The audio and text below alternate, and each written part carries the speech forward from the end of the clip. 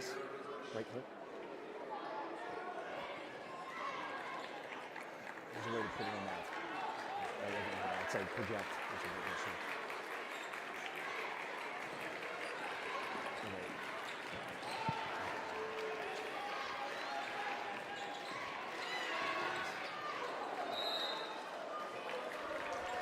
Good evening and welcome to the Kovalchik Athletic Complex here on the campus of IUP. Welcome to High Top Sports Network. Joe Rhodes, Wayne Greiser here on the call. Sorry for the late arrival here. We had some internet issues, but we're good to go now. River Valley and Penns Manor, rematch of last year, Wayne. Should be a really good one. Yeah, looking forward to it. Driving lane up there. Off the glass and good. Little left-hand layup there for River Valley. Gives them a 2-0 lead. Alicia Lamancio at the 2.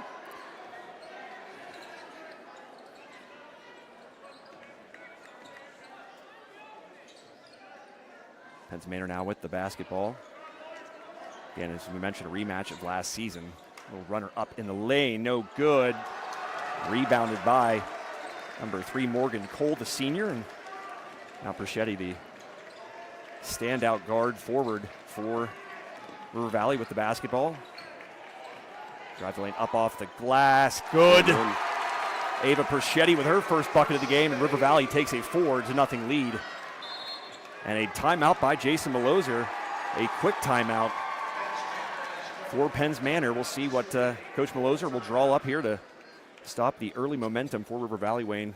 Kind of an early timeout. I was kind of surprised that Coach Maloser decided to take that. Yeah, I mean, it's only 4-0, 2 buckets. So it's kind of surprising, only a minute and a half into a little over a minute and a half into that first quarter, but obviously he feels that it's an important time to get the girls caught up and make sure they run their best offensive set coming out of this timeout to get a bucket and, get right back into this game. Not that they're out of it, it's 4-0. I was going to say, I kind of wanted to see inside because you're, of course, a basketball coach, and you kind of maybe were thinking like Coach Maloser there. I didn't know if maybe he saw something that he wanted to kind of address early on, but I know Jason personally, and he my guess is Jason probably saw something he wanted to address and make sure that there wasn't another River Valley possession without taking that into account. So, right, 4-0 lead here for River Valley. Girls final, boys final will be here after this. Like you said, this is a rematch. Third year for River Valley, 3 years in a row. Only been in existence 4 years. Been here 3 years. Pretty impressive stats there. And this championship only been here since 2017. Gets her own board and goes up with it. No good. And River Valley gets it back. A second chance opportunity for the Comets. Can't get it done. Cross-court pass, little shot fake drive up off the lane. No good. And the Comets get the rebound. Give credit to number 3, Ultimus there for the board for Penns Manor. Little pass inside. That one taken away, but instead they're going to call a foul against Ava Perschetti. That'll be her first of the game. Obviously, you don't want to see her get in foul trouble if you're a River Valley fan. 2,000-point scorer. Division I commit going to Richmond. Spider. Yep, my father-in-law lives in Richmond, right outside of Richmond, so big rivalry, Richmond and VCU. Trying to dump it inside. You could tell Penns Manor the idea is to get it down inside to their big Ali Mumah, but right there, the River Valley defense able to collapse down on her, double down, and knock it out of bounds. So the Penns Manor Comets will keep possession here. 5:37 left, first quarter of play. Now, Mumah had a big game last year. She was the player of the game for this championship and this matchup last year. So obviously, she's been on this stage and knows how to perform too. So probably be looking to get her the ball. Good passing. She's a Shippensburg commit. Good passing there by the Comets, and right on cue there, Wayne. Mumah able to knock that one down right from the elbow to cut into the lead. Now 4-2 in favor of River Valley. And you said only in year existence 4 years. This championship, though, still pretty young itself. Only less than a decade old. 2017 was the first time they had it. Nice save attempt, but they're going to say out of bounds off of River Valley. I believe that was Morgan Cole who had stepped on the line, so Penns Manor with a chance now to tie it back up or take the lead. Timeout looks like a really good call now. Pass cross court and into traffic. Forcing that one. Just a little bit, and a jump ball, a quick whistle there for the jump ball, and it'll stay here for Penns Manor. They kind of lucked out there. Substitutions for the Comets. Always got to love the student body. Looks like River Valley in the highlighter colors here, and Penns Manor in the farm/Hicktown type attire. Yep, sounds about right. But a nice showing by both student sections. Beautiful facility here. Great opportunity for them to play in. And a timeout by River Valley, that trap coming in the corner, so a good timeout there by River Valley, their first here of this first quarter.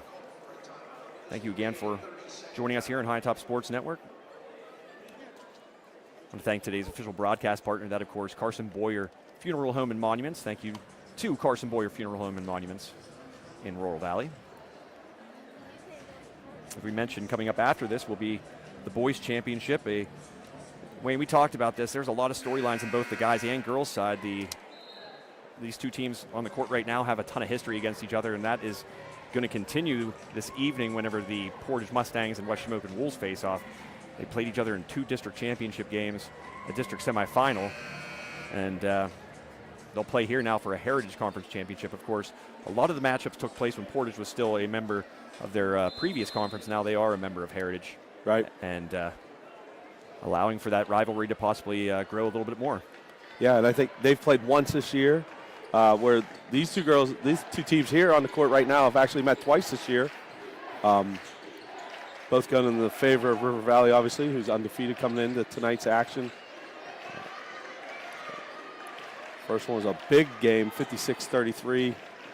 Then the second game they got 53-59, so a lot closer that second matchup. So expecting more of that second matchup. Little runner type up score tonight. No good. Cole with the board. She's going to turn face, put it up, and good. Nice offensive board and put back there by Morgan Cole. Now the Panthers take a 6-2 lead here. 3:45 left in the first quarter. And Wayne, early on, it seems like the Panthers doing a good job on that offensive glass and defensive glass for that matter, and kind of owning the boards here early on. Yeah, they're doing a much better job of getting it inside and getting easy shots and converting those easy shots where Penns Manor struggle a little bit. And there they go, get another quick, easy layup. You know, those are the shots you want early on in these type of atmospheres. Everybody's a little nervous, jittery. You want to get those easy makes and shots to get some buckets going for you. The senior ultimates there with that little runner. Here's a shot up hard off the glass and gathered in by the aforementioned Alyssa Ultimus. She's going to take the basketball now with her team trailing 6-4. Ultimus comes in averaging almost 19 points a game. So another one of their featured scorers on the court out there for Penns Manor. Another steal by the Panthers. A chance now for the easy layup, and they are able to convert. Nice defensive effort, turning it into an offensive opportunity there for number 23. That's Kennedy Kittner, for River Valley with the bucket. Left-handed nice shot up finish by Mumaw. So a nice response there by Mumaw. Like I said, she's a Shippensburg commit, so fans will get to see her coming back here sometime in the PSAC. Yeah.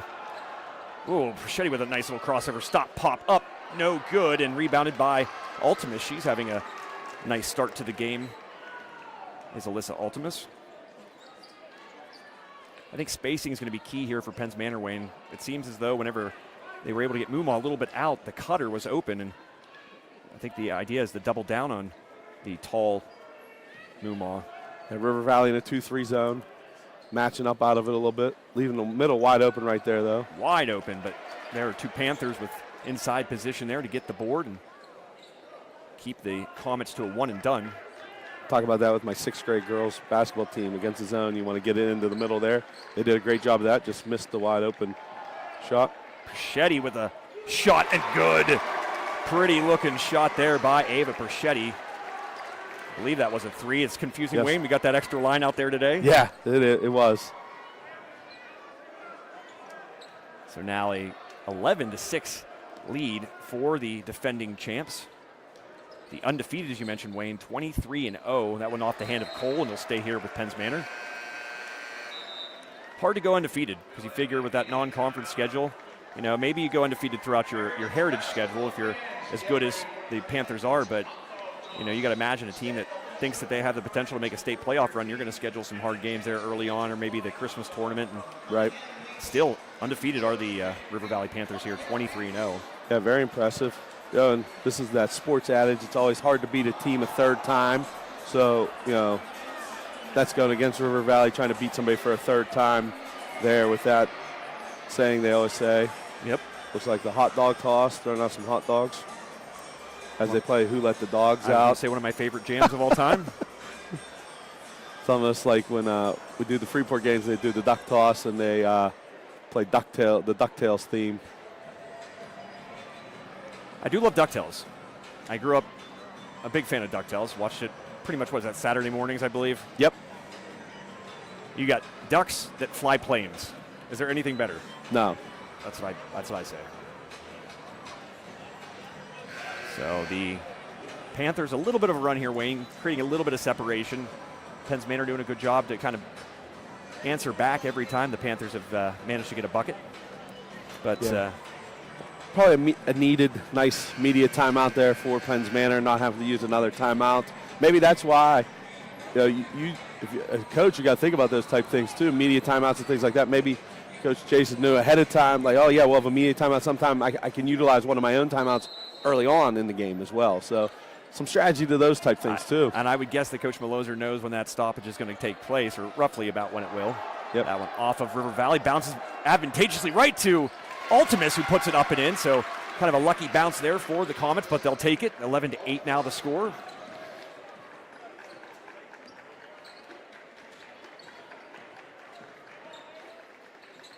Here's Pachetti, gets it back to give and go. Here's Cole up in the lane, no good. Rebounded, well done there by Penns Manor's Katie Bertolino. Good movement, though, by River Valley with the basketball. Back to a, well, no, they're still in that zone, looks like. It's like a matchup, so it looks a little bit of a man-to-man. Trying to sneak in that pass, but just a little too tight at quarters. Kick out, nice job there by Old Miss. Get it out of there and up, no good. Scoots around. And Penns Manor with another chance here. The cutter open, will fade away, no good. Long rebound will once again go to Penns Manor, and a foul against the very aggressive Panthers. We've seen that there a couple of times that maybe a foul could have been called. Got maybe lucky on those, and instead they will be whistled that time. I believe it was number 21, Wayne, Clara Henry. Or excuse me, no, that's the wrong team. Alicia Lamantia. Lamantia, yes.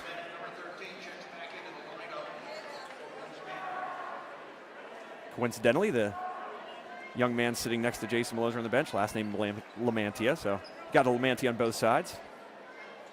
It's Justin. Shot up, no good by Mumaw. And a lot of opportunities here, just 2 seconds left. Pachetti's going to put it up, and no good. A heave past half court, almost a three-quarters half court shot.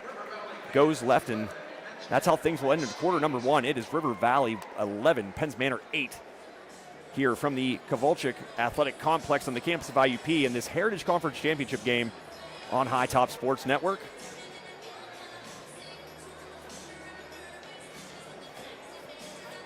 Wayne, what'd you give me your, because this is the first time you got to do this game. I've been fortunate enough to do it a couple times.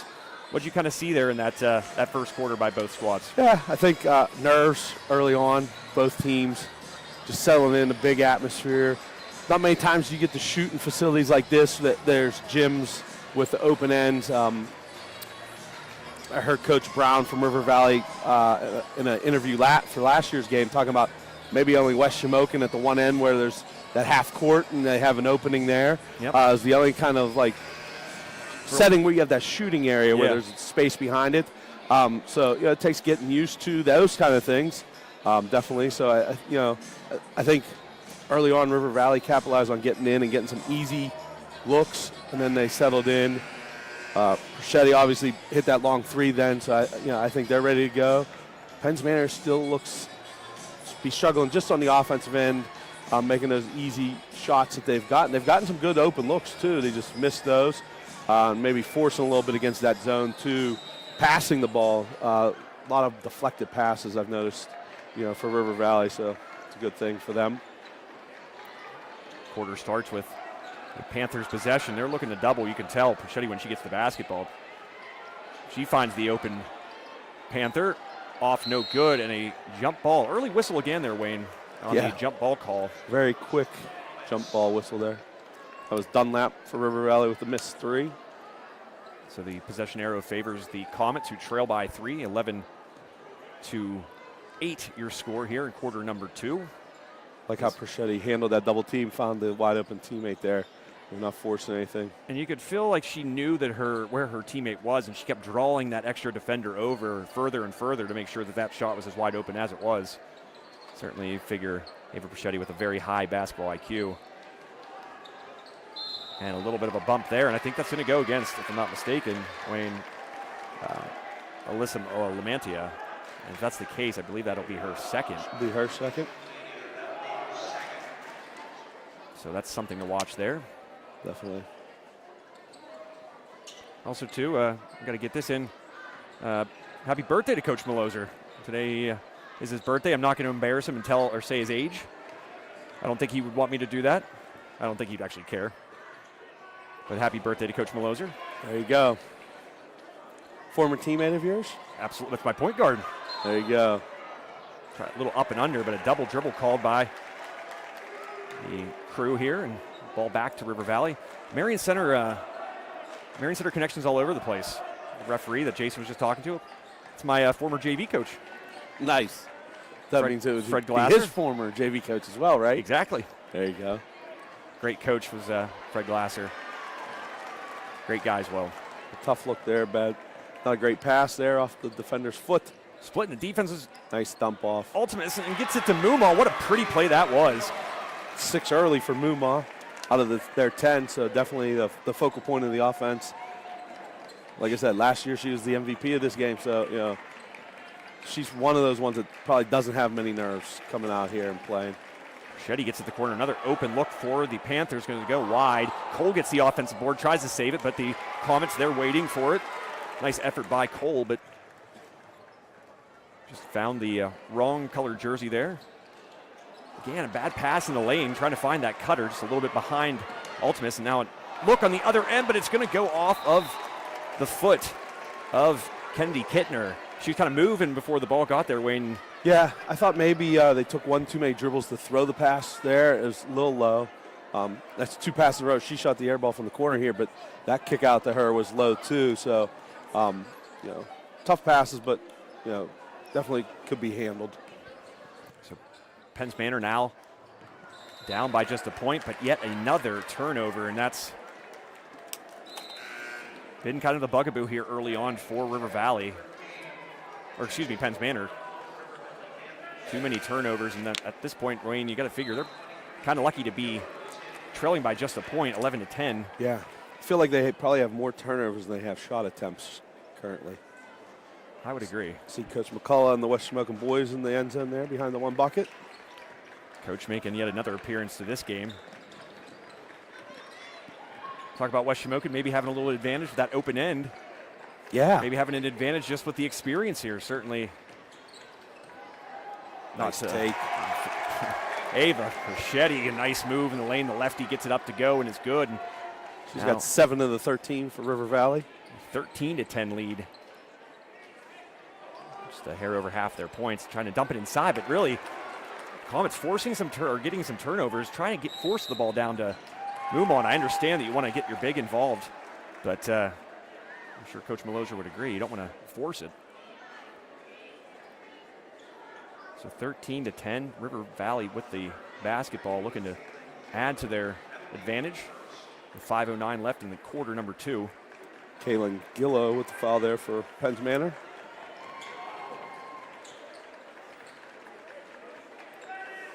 Nice crowd here today on hand for this awesome event. Nice. This is the second time I've ever been here. Really? And ironically, Coach Judd was here for the last time I was here. Was it Monster Jam or something you said? Or? Nope. I brought the Greiser girls to Harlem Globetrotters. Ah. We literally sat like 3 rows behind the bench over there. That's pretty It was cool. awesome, and their eyes lit up because we've been trying to wait till it comes back here, and just saw April 10th they'll be back in town. All right. So we're going to make a trip. This is awesome. I feel it's better here than going down to the paint can to watch it because such more intimate arena here. I agree. A reach in there as Persetti makes her way towards the hoop, so foul on the floor. Yeah, it's just a great event and awesome that IUP is kind enough to let the Heritage Conference utilize this wonderful facility. Yeah, this is sweet.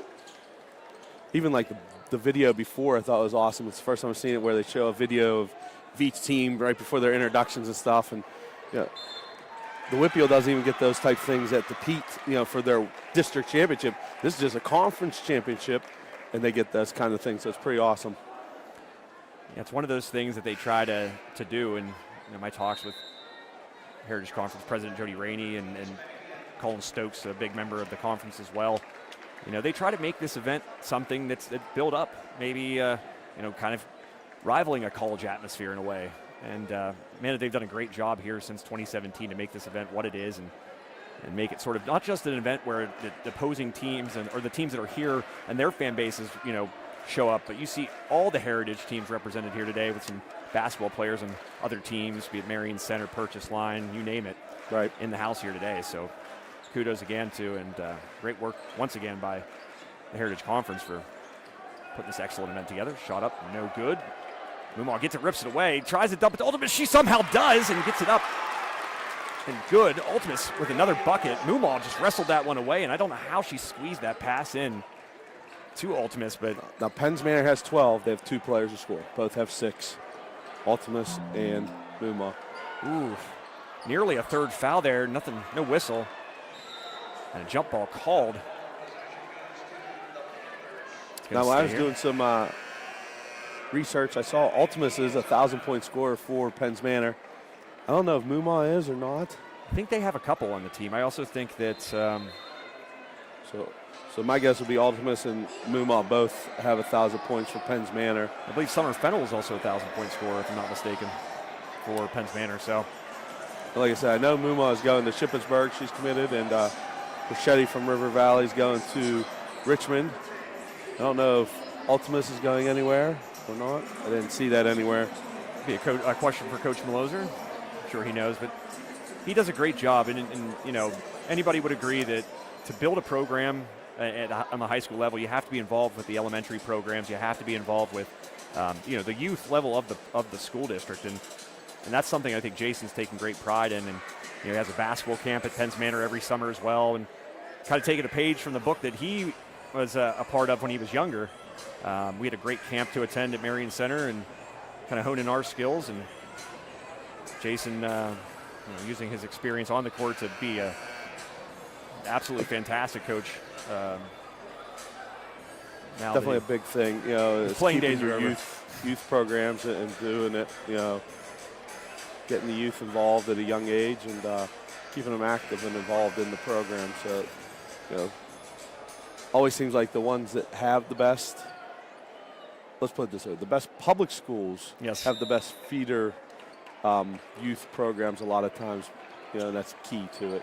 Absolutely. Shetty, nearly a travel. She got rid of that just at the very last second. Her feet were barely above the ground on its way down. And so it looks like anytime Persetti gets it, they kind of want to run a double team at her here. That's going to be their defensive philosophy a little bit. Yeah.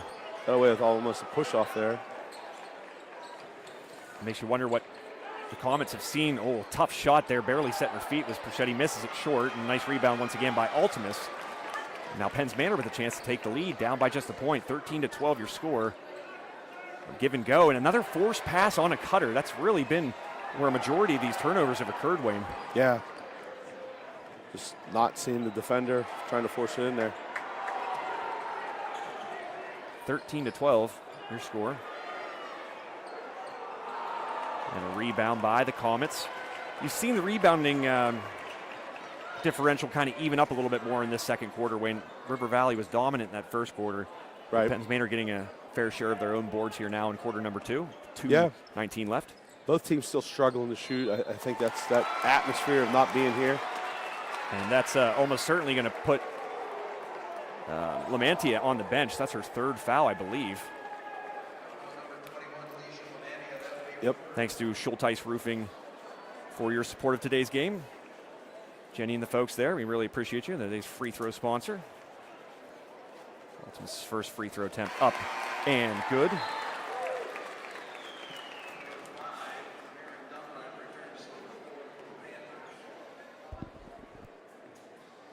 Dunlap entering the game for River Valley. Second shot up and good as well. And just like that, Penns Manor, despite some of those unforced errors and mistakes, they are up in this game and a chance to add to it. They do. Ultimus with a great defensive play to steal and score. And it's 16-13 Penns Manor. 2 minutes remaining, second quarter. Just kind of trying to hold the line a little bit, have the Comets. And River Valley went away from that attacking offense that they were doing earlier. They've shot a lot of threes these last several possessions and just haven't made any of them keep Penns Manor in the game. That's a terrific observation, Wayne. And great give and go. Give and go is good. And even though Penns Manor has made some turnovers and mistakes on those cutters trying to find them, they've continued to go to it, and right there benefiting them. There's Cole in the lane, steps through traffic, gets it up, and good. Nice little play there to kind of stop the momentum in this little run that the Comets are on. Imagine that. Get a shot in the paint, goes in. I'm the old school, Wayne. You know I don't like that three-point line out there. See, the funny thing is, my years of Freeport, we were in a dribble drive, so it was either threes or layups. But that's what we practice a lot. We'll steal, give up the easy layup. Oh, man, those are the hardest ones, Wayne. So River Valley capitalizing on yet another turnover. They're down by just a point with just 1 minute remaining here in the first half. Kennedy kins her with her second bucket of the half, giving her 4. Like I said, Penns Manor, 18 points in the lead with 2 girls scoring. Vermont has 6 and Ultimus has the other 12. And then there's Fennel. You figure a 1,000-point scorer. You've got plenty of options if you're Penns Manor. It's just those two seem to be the hot hand right now for the Comets, who are clearly going to hold for the last shot. Just 27 seconds remain, second quarter. Quite the comeback by Penns Manor. As I said, they're early on, and with all those turnovers, they're lucky to be in this game and lucky to have the lead. Are the Comets. Wide open lane by Ultimus, who gets the runner to go with 8 seconds. 20-17. Getting inside. They're doing what River Valley did early on, getting those easy buckets. Deep 3 at the buzzer, no good. And that's how things will end in the second quarter and first half here from the Kowalczyk Athletic Complex. Your score, Penns Manor 20, River Valley 17. Jason Maloser and his team pumped up over there. Good. A nice little comeback in that second quarter. Again, Wayne, despite those errors and mistakes, the Comets just continue to battle, and they didn't go away from what they believe works, and that was finding those cutters. Yeah, they definitely gave the ball away a couple times trying to do that. They continued with it and got some easy buckets there later in that second quarter to get them in front and take the halftime lead. Right. Yeah, like you said, it almost felt like roles were reversed. Penns Manor started getting into the paint and making those shots. And River Valley started settling for three-pointers and missing a lot.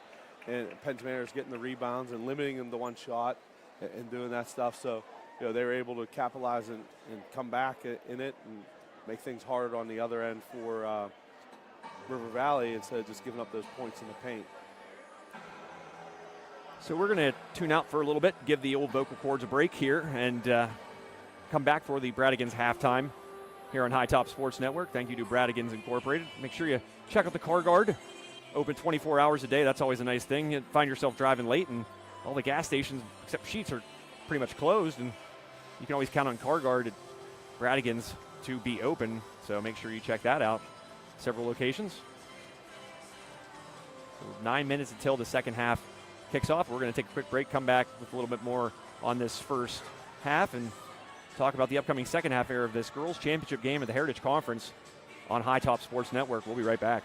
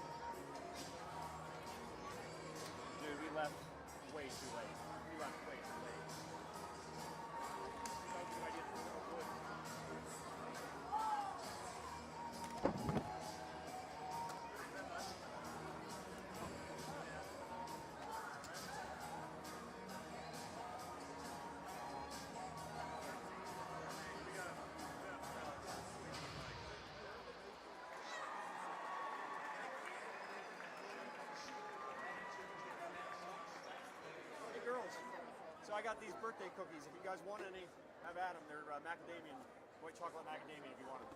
They're super good. Josh's mom made them for me. I'm actually going to have one. Really good.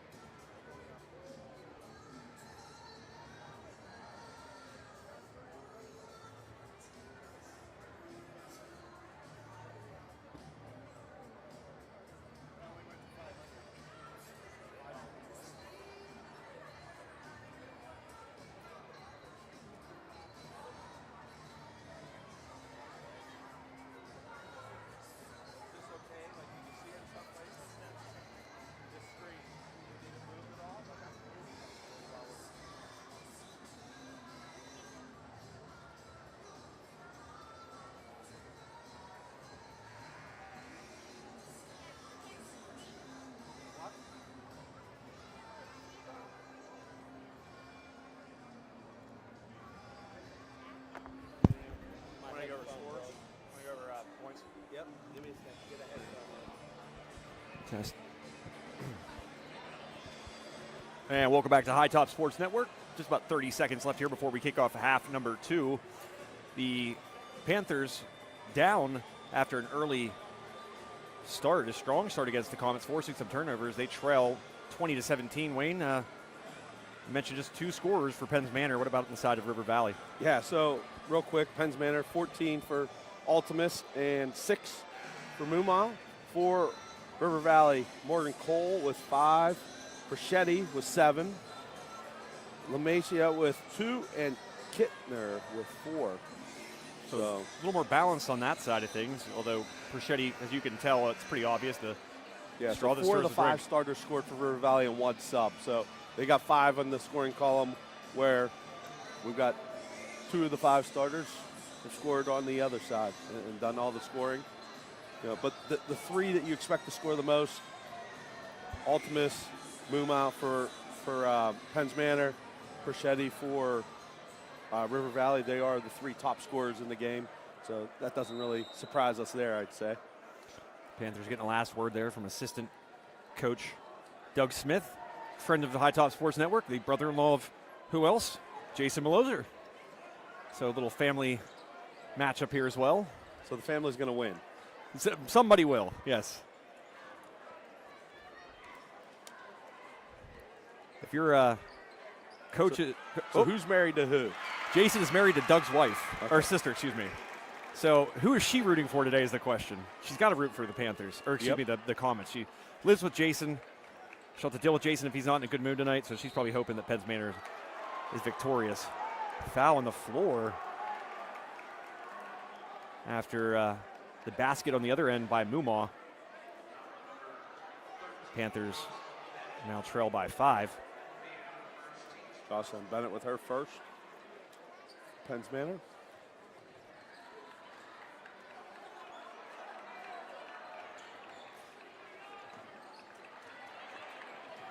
Shetty draws that defense over, nearly a travel there, but gets it up and good. The shooter's roll good by Lamantia, who is playing with those 3 fouls, Wayne. That's something to watch here. 4 points, 3 fouls.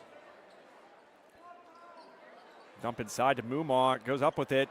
Shot fake, gets the defender to go past her, and she gets it to go. Muma getting stronger and stronger as this game has gone on. She puts the Comets back up in front by 5. We'll skip past there.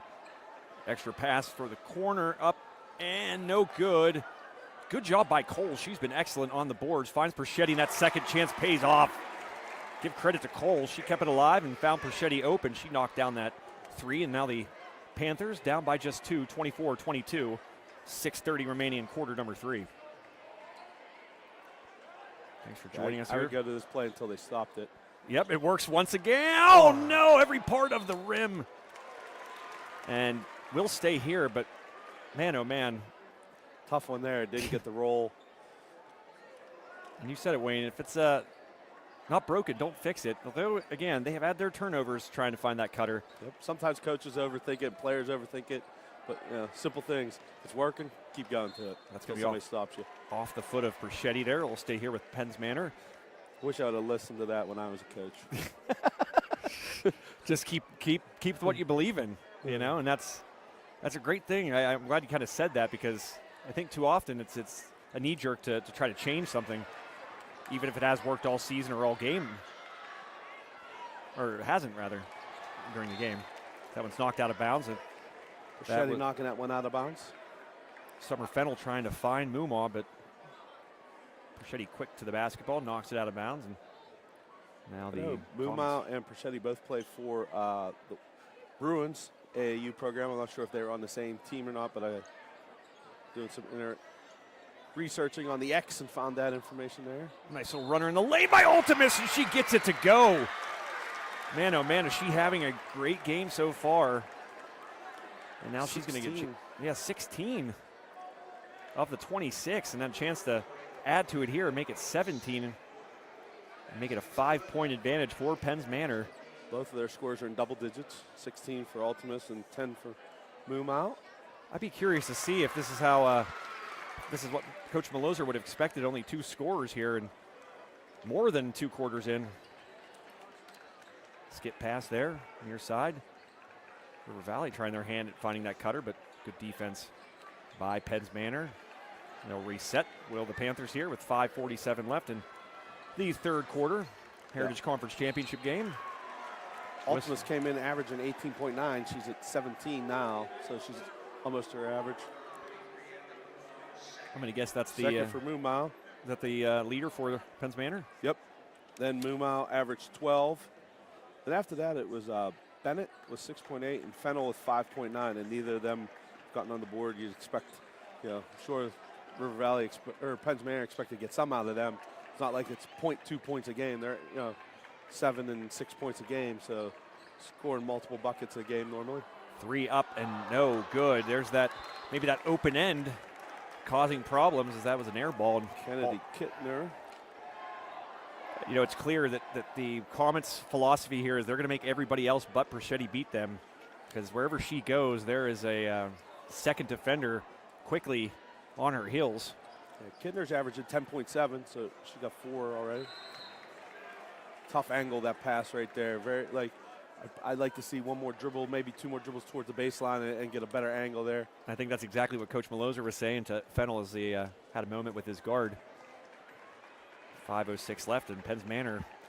I'm loving it. I don't know if Coach the McDonald's thing over there on the scoreboard flashes. I'm loving it. I don't know if Coach is. Not on that particular possession, but he is loving the score, I'm sure. 27-22. Nice. Panthers trailing in a foul. And she got teed up, slamming the ball down. Not a good Jocelyn Bennett play there. Looks like a sub is going to be coming in for her immediately. Shaking her hand, there's Kittner. Bennett's second foul. And she'll get one more for the technical. So that's something to watch for, certainly. It also gives Penns Manor 4 fouls for the quarter. We've talked about this a couple different broadcasts. 5 sends you to the line to shoot 2, so not even halfway through the quarter, and the next foul, Rivers Valley will be shooting 2 the remainder of the quarter. Yeah, still a lot of time left on the clock. 4:50 remaining in the third quarter. And Kittner going to the line for 2 on the original foul. Makes the first. Still shaking that right hand is Kittner. Yeah. Lost feeling in it maybe for a little bit.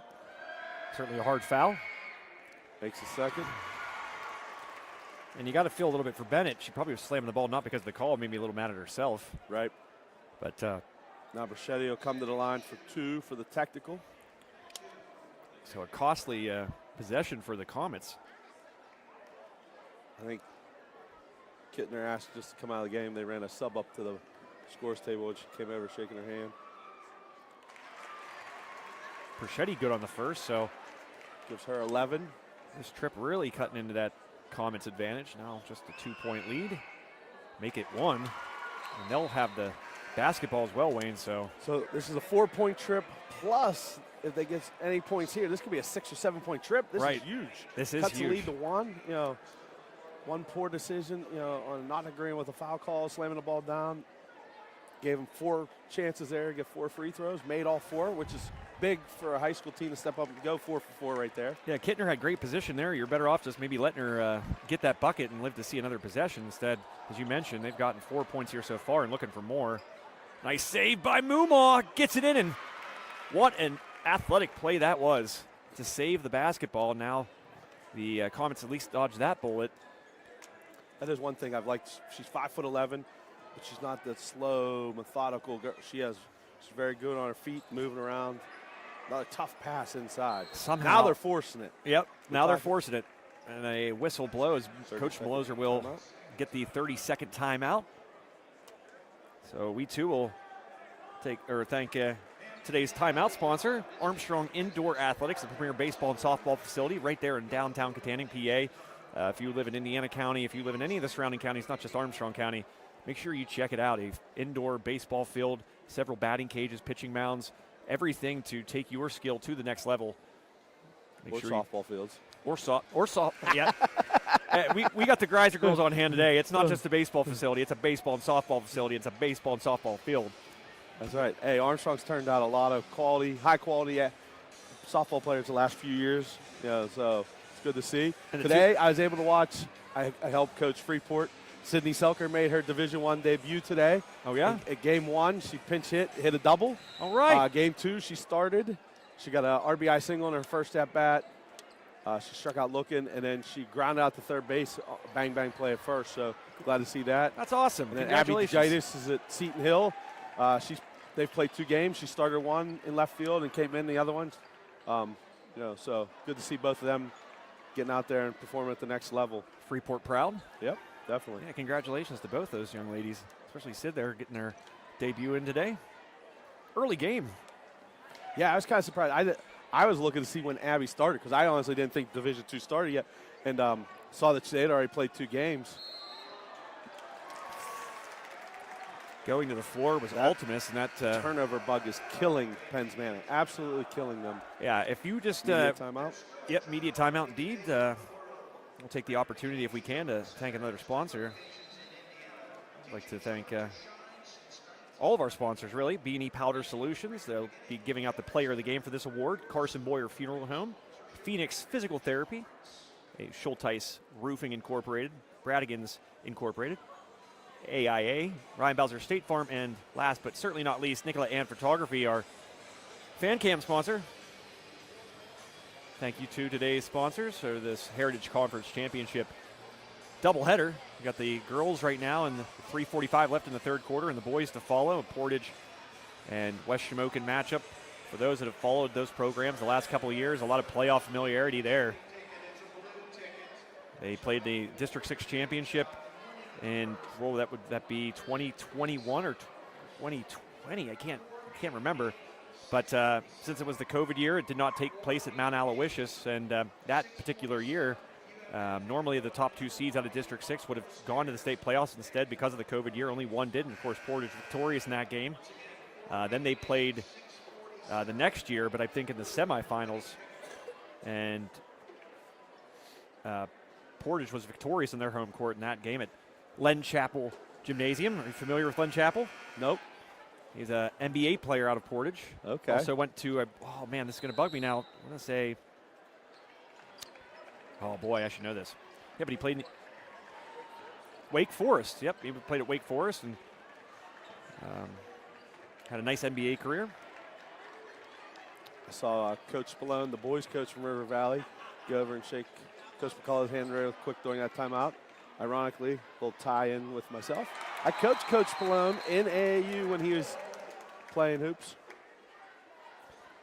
Bucket there by River Valley. I believe that was Cole with the bucket layup. Cole's had a very sneaky good game. She's gotten some really big crucial rebounds at certain points and been pretty efficient with her scoring as well. And that gives River Valley back the lead, 28-27 here with just 3:18 left in quarter number 3. Maybe got one person watching from Freeport here. Big E, Eric Westendorf, middle Eric. school principal. He might be watching.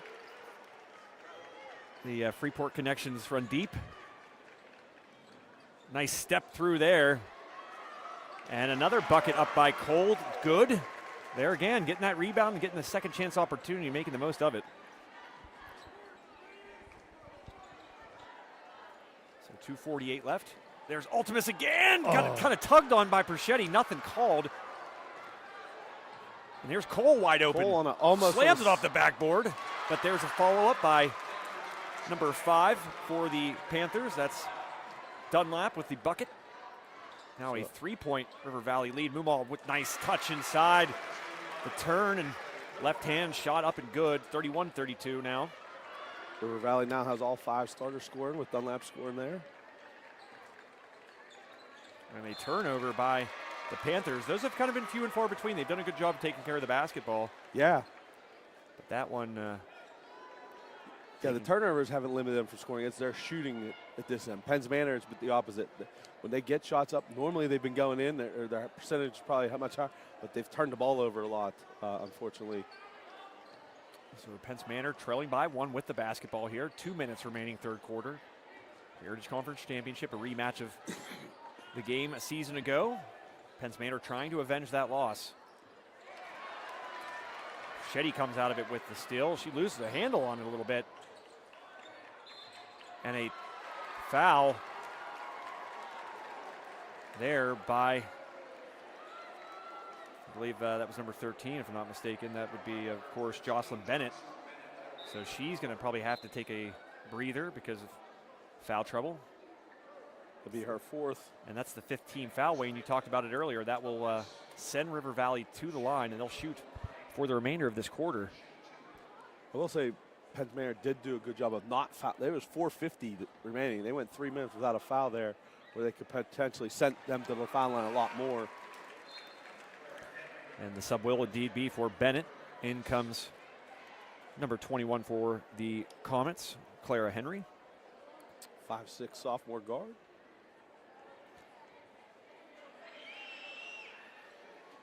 And that one is good by Perchetti. So 2 for 2 at the charity stripe there for the Richmond-bound product. Now it's a 3-point advantage for the Panthers. 1:36 remaining here in the third quarter. So 9.5 minutes to go in this game, and see if either team is able to create some separation, or we're just going to continue to see it go back and forth. And Mumaw drawing the foul there. I said it, Wayne, she's gotten better and better as this game's gone on, it seems, and right there able to draw the foul. That's why I love when you play inside-out basketball like that, because the great equalizer in basketball can be getting your opponent in foul trouble. Definitely. First one for Dunlap. Mumaw's first free throw good. Kind of a one-handed release there. Yeah. Very interesting. 14 for her after making both free throws. Like you said, it's like a one-handed, there's no guide hand really. There, one-hand follow-through. That one, nothing but the bottom of the net, so Mumaw matching the 2 for 2 that Perchetti went on her trip, previous trip down the court. Penn Manor back, trailing by just a point, 34-33. So Ultimus has 19 and Mumaw has 16 for them.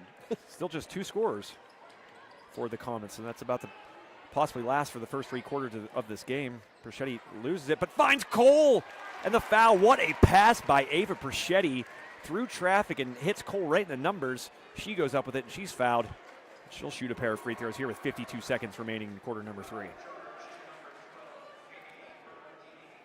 You don't get an offer like Richmond if you're just a good scorer. Certainly Perchetti a good defender, and right there showing off the passing ability as well. I will say this. We talked about shooting being affected by the background stuff. The foul shooting has not. Yeah, it's a great point. Not one, and I jinxed it. There's the first free You throw did miss indeed of jinx the it. game. And That's the announcer jinx we talk about. Cool thing, Wayne, too, is the night before the game, they let all 4 teams come up here and have a practice. So that is awesome. Not only is it great to get familiar with the venue, but I'm sure it's just kind of a neat experience as well. Nice step through, up and good. And we have another comment on the scoring column, Wayne. That was Katie Bertolino. Yep, Bertolino getting into the act here. 5'9" sophomore. 35 all, 23 seconds left, third quarter. And I'm going to go out on a limb here, Wayne, and say the final 8 minutes of this one are going to be good between these Panthers and Comets. Wide open 3. Good! Perchetti finding the open shooter. Kittner making her first 3 of the night.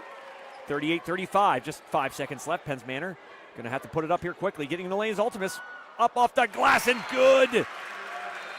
Ultimus. Alyssa Ultimus having a great game. She gets that runner to go at the buzzer and brings the Comets back within just a point here as we head to quarter number 4. Your score, River Valley 38, Penn Manor 37 here in this Girls Heritage Conference Championship game at the Kovalchik Athletic Complex on the campus of IUP on this Carson Boyer Funeral Home and Monuments game night. We're going to have the High Top Sports Network player of the game here. Wayne, there's a lot of people that could still win this. Obviously, both teams very much in it, and both sides have a lot of contributors in the effort. You look at Penn Manor, it'd be hard to pick between Ultimus and Mumaw, and if it were the River Valley Panthers we'd have to choose from. Perchetti certainly, I think, probably the leader in the clubhouse at the moment, but still a lot of time here for. She has 16. Cole has 10. Both double-digit scores for them. Cole had a 4-0 run on her own and then missed the wide open layup that could have given herself a 6-0 run. Yeah, went hard off the glass on that one. Maybe she was just trying to oop somebody she thought was trolling her. Maybe. Who knows? But again, thank you to our sponsors for helping us bring you the action here tonight from IUP, my home county. Grew up just down the road. A couple guys in that Penns Manor bench. Now, what school district is Horace Mann Elementary? That would be Indiana. Indiana, okay. Yep. Back in the day, we talked about this, I think, one of the broadcasts. We used to play in the Shannock Valley Elementary School tip-off end of the year tournament in 6th grade.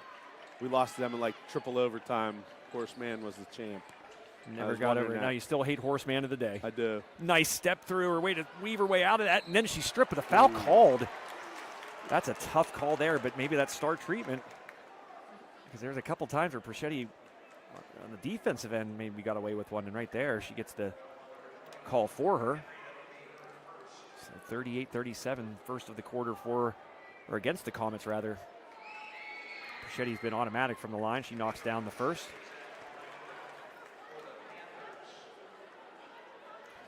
Again, stay tuned for the boys game here on High Top Sports Network.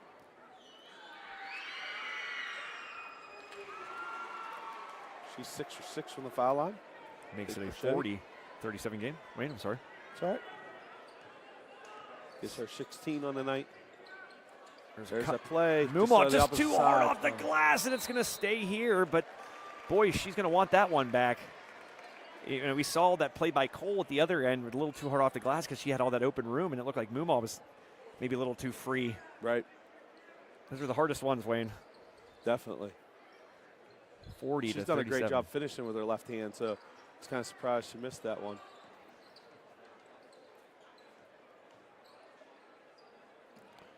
Penns Manor setting up. Comets trail by 3. Nice shot fake up and no good. Gets her on board though, and then it's stripped away. Nice effort there by Dunlap, who's going to take it the length of the court, and then a little hard off the glass and rebounded by the Comets. More specifically, that was number 12, I do believe, Wayne, or Katie Bartolino. Oh! And a jump ball called. There's Cole once again. She's got a nose for the basketball. She and Mumau tied up, but possession arrow favors Penns Manor. The Comets. Great mascot, Comets. Yep, you know, definitely. we do a lot of Whitfield games. They got the Fighting Planets at Mars. But Penns Manor, they're the Comets. Coincidentally enough, there's a school called Penn Manor out in central PA. That one no good. Mumau with the board. She's going to put it up just inside the free throw line. No good. Several opportunities for Penns Manor there. Just can't capitalize. But to wrap up that topic, Penn Manor, they too are the Comets, strangely enough, and they wear similar colors. So Portage there just taking over. She saw that Lott hadn't got back on defense yet, so she took all that open space to her advantage and took it to the basket and got it to go. So full timeout there by River Valley with 6:32 left, and the reigning champion Panthers up by 5. Now, are they both the same size schools, do you know? River Valley, I believe, is I'm going to say they are larger. You brought that up to me when we were talking about it this week, that this conference isn't just all 2A or all 3A. Right. There's a mixture of them. Well, evident by that stat I told you, which I think is incredible, the fact that in the last 2 years you had 3 teams playing a state championship game. Yeah, 100%. That's awesome. Last year, the Marion Center Stingers lost in pretty tough fashion in the final minutes of the game against Kennedy Catholic, and Homer Center and River Valley played in the state championship the year prior in different classifications. So it's a rare thing to do. I don't think it's really possible in a lot of the Whippeal, for instance, because you're playing against teams in your same classification. Right. But as long as this conference has been in existence, you go back to when it was Ligonier Valley. They were a little bit bigger before they went to the Whippeal. And now, Wayne, are you familiar with the old Appalachian Conference? I am not. That was the conference before the Heritage. The Heritage came to be in the year 2000. Prior to that, there was the Appalachian Conference, and it was very similar to the present Heritage Conference, which has added 4 teams here in the last couple of years: Portage, Cambria Heights, Conemaugh Township, and Conemaugh Valley. So kind of getting Now, back. did that conference no longer exists, I'm assuming? The Appalachian? Yeah. Yep. It ceases to exist. 2 for Mumau. Going to the hoop again. Mumau. So the Comets getting a much-needed bucket there, 42-39.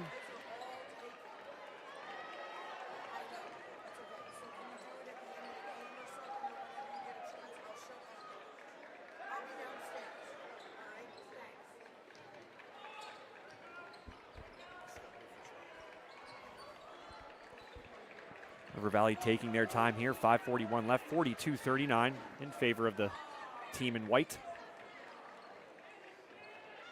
Ooh, maybe could have called a carry there. Tipped around, pinballing, and Penns Manor comes away with it. Looked like Ultimus was thinking about advancing that ahead, but turnovers have already been an issue. Here's Fennell going to put it up, and good! Summer Fennell knocks down the 3, and we're all tied up. First bucket of the game, a 3 to tie it up. 42 all. Just a hair over 5 minutes left in this game, 5:09. And it's a tie ball game, 42 all. In this Girls Heritage Conference game, is that one outside of the reach of Portage and back to the Comets. And you kind of feel it, maybe a little bit of momentum shifting here now for Penns Manor. Well, we talked about this. River Valley's already beat them twice, so that's hard. And they're undefeated, so do they start feeling a little bit more pressure because they're the undefeated team coming in, that added pressure, the high school kids. Yeah. Yeah, I mean, I'm of the belief that I think a loss late in the year can be really beneficial to a team that's gone 100%. undefeated. You're not hoping for a loss if you're on the River Valley side of things, but you're also not going to be heartbroken because this team obviously has bigger goals in mind Right. In the district playoffs and possibly beyond. Yeah. I mean, you're going to lose a tightly well-played game, yes. Against the team that has similar aspirations and abilities when it comes to the districts and states. So, right. That's I think that can be a good thing, certainly.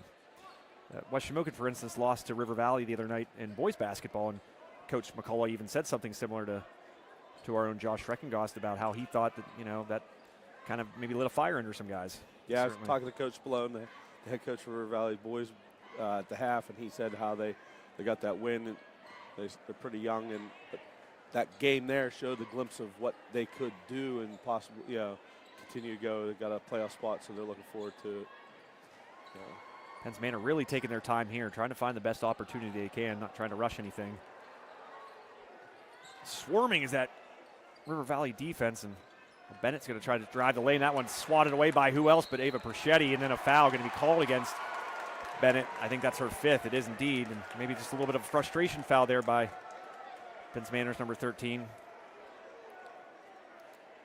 who will have to take a seat. So their 2nd of the quarter.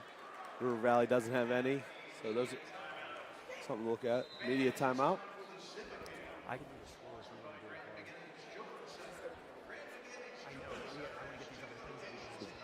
Just under 4 minutes to go here. 3:58, media timeout. 42-42 game. Right there you go, Wayne. Look at that varsity jacket. Yeah. That's not a good-looking varsity jacket right there. Uh-huh. Green and gold with Marion Center. Reminds me of Deer Lakes. I have to ask you, because you're a Freeport guy. You too, cool bee mascot. We're kind of like brothers in bees. Bee mascots. You're the butt. We're the butt end, just the stingers. We're just the weaponry. You're the one that hurts the most. Yep. But Freeport and Marion Center did it for a very short time in like 2007 to 2009. They started incorporating the Vegas gold instead of yellow. Yeah. Then they got back to their roots, stayed yellow, haven't even touched it in any sports as far as I know. What's your view on Freeport? Because you see in both a lot of different sports, sometimes it'll be that Vegas gold, sometimes it'll be yellow. Where do you stand? So, 96, I graduated. Okay. We tried getting some Vegas gold stuff because that was when it was just kind of coming out. Yeah. Where the Michigan, at that point where the Michigan colors, Fab 5 was in, so it was kind of cool still. But we were trying to incorporate some Vegas gold. The football team had the helmets, the Vegas gold helmets, so it was big. I'm of a fan of the Michigan, the royal blue, or the navy and the yellow. But actually, ironically, Freeport school colors, royal blue and Vegas gold. So it should be that. It should be Vegas gold, but it should also be royal blue, like pit blue, not the navy blue that we currently are. That a really tough shot there by Portage, falling to her right, the lefty. Man, oh man, that was a difficult look. And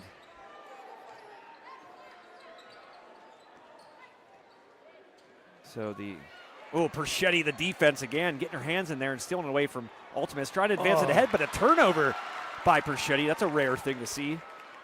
3:27 left, score remains tied, 42-42. Moomaw up off it.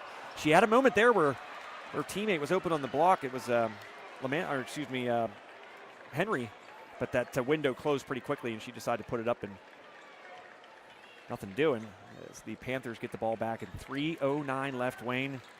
Both teams with 3 timeouts remaining. Like I said, Penn's Manor only have two fouls. River Valley not. Tough layup there by using the body to kind of create a little separation there. Very smart, again, high IQ play there by Ava Portage to give the Panthers back the lead, 44-42 here in the 4th and final quarter.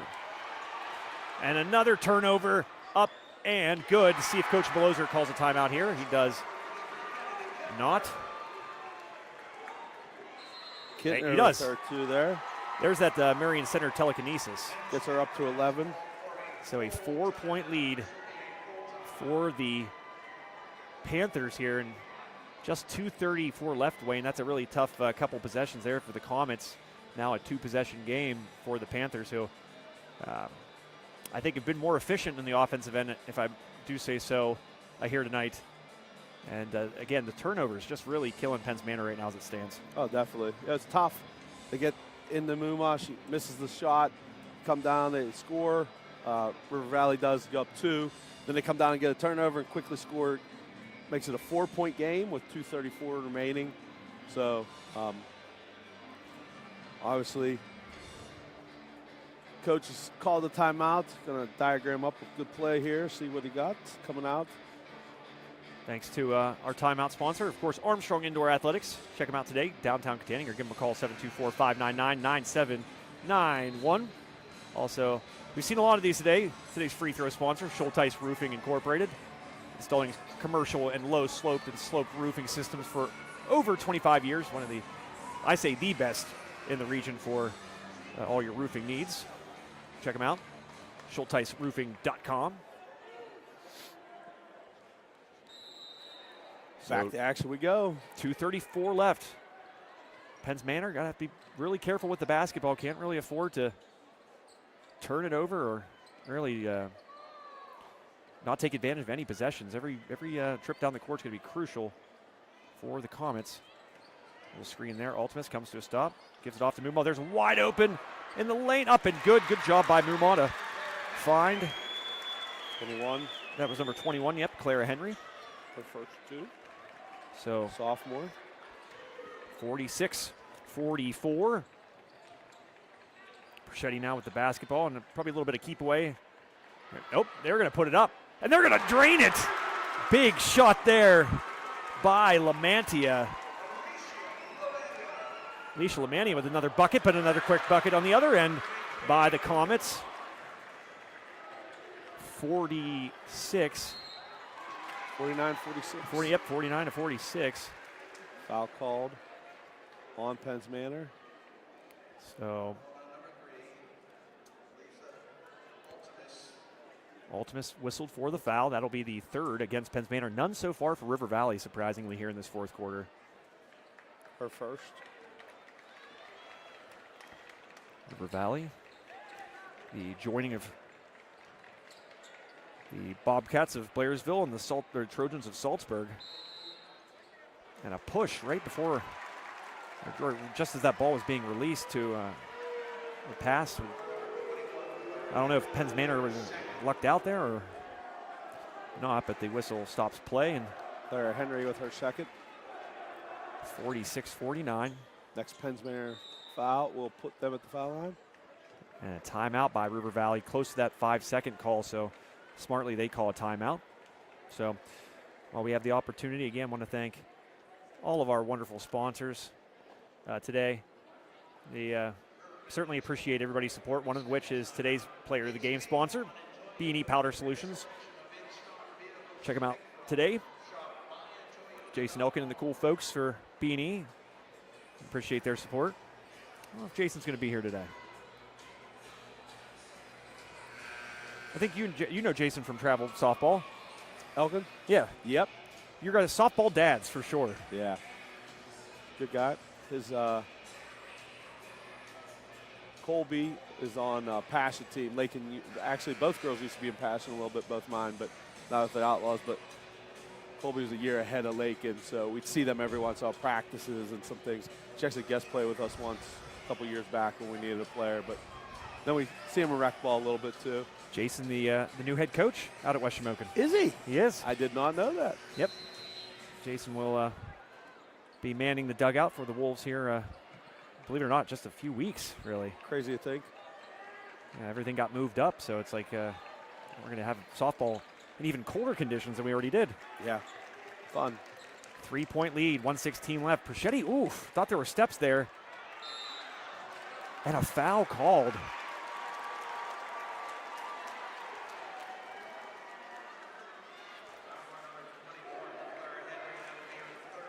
Henry whistled her third. Yep, whistled for the foul, her third, and Shetty will go to the line for 2 because that was the 5th.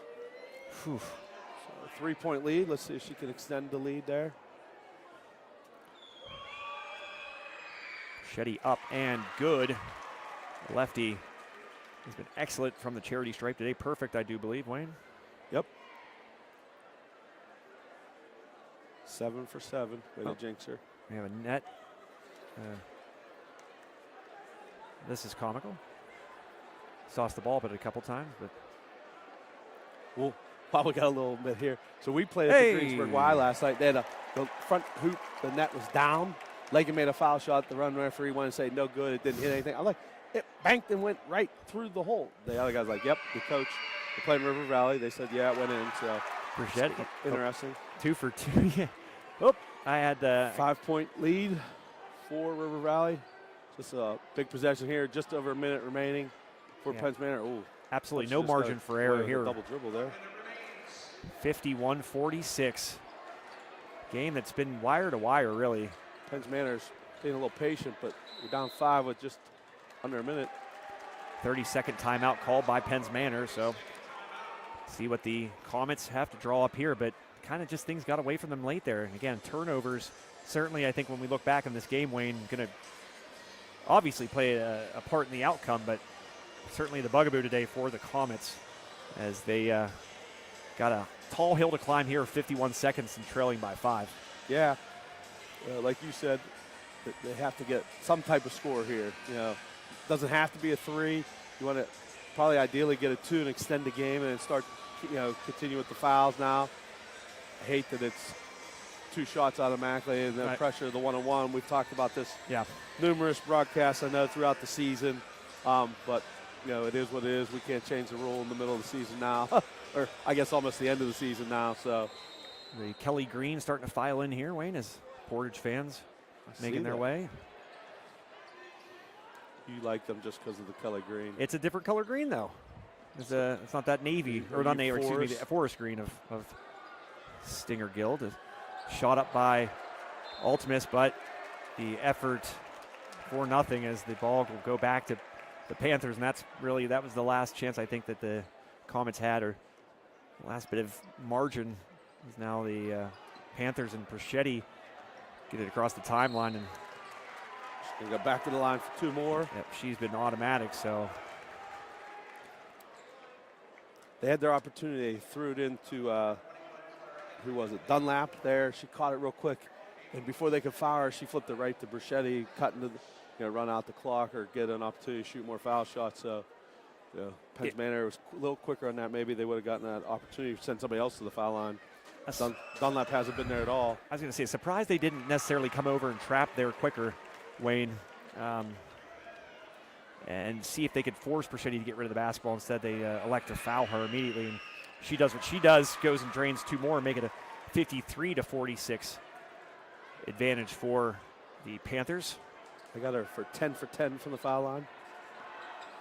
Unofficial stats. Mumon gets that one swiped away, but then tries to get it in. The deflection finds Ultimus, who cringes a little bit. Looks like she's ailing a little bit there. Not sure where she got hit. But, just 20 seconds left here, Wayne. 46 points for the Comets, 53 for the Panthers. And don't want to be premature here, but it looks like the Panthers are going to win back-to-back Heritage Conference championships. That right there does not help as Ultimus misses her first of the night. Yep.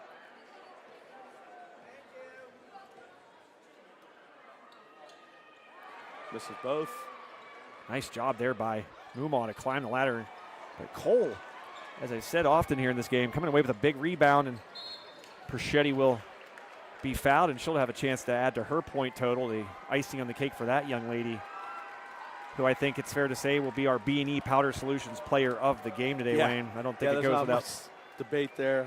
Cole played well, though, for them as well. Played some key minutes. Langia had a couple big shots there in the second half, but announcers jinx. Definitely more people filing in. You said this used to be on Saturdays, right? So yes. The 6 o'clock game probably not as hard to get to. Now it being a work night, makes it a little more difficult for fans to get here. The more common fan, I should say. The school fans can make it no matter what, but the common fan. Nice up and under there by number 12, Katie Bertolino, from 2 to end the game. And the Panthers do indeed go back-to-back. They win their second Heritage Conference championship in as many years as Ava Perschetti and the River Valley Panthers, your 2025 Heritage Conference champions over the Penns Manor Comets, your final 54-48. A very close game, Wayne, that really came down to one thing, I think, and that was just the number of turnovers. The differential there from the Comets to the Panthers, great. I wish we had a total on that, but I think that was the big separating factor in this one. Yeah, definitely. I think untimely turnovers a couple times, too, hurt them.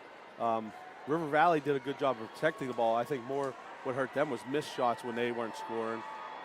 They let Penns Manor make that little run to get it, close it in and stuff and things like that. But Penns Manor, both these teams have obviously been here, being a repeat of last year's championship, but same scenario, same outcome as last year with River Valley being on the victorious end. Certainly a great season for Penns Manor. It's not over yet, certainly. Let Jody Rainey have the mic. Thank you, the fans who came out and are here to support our kids tonight. What a great atmosphere, and thank you for coming out and supporting the students of the Heritage Conference. Also, just want to say congratulations to both teams. What a great game. Let's have a round of applause for both teams.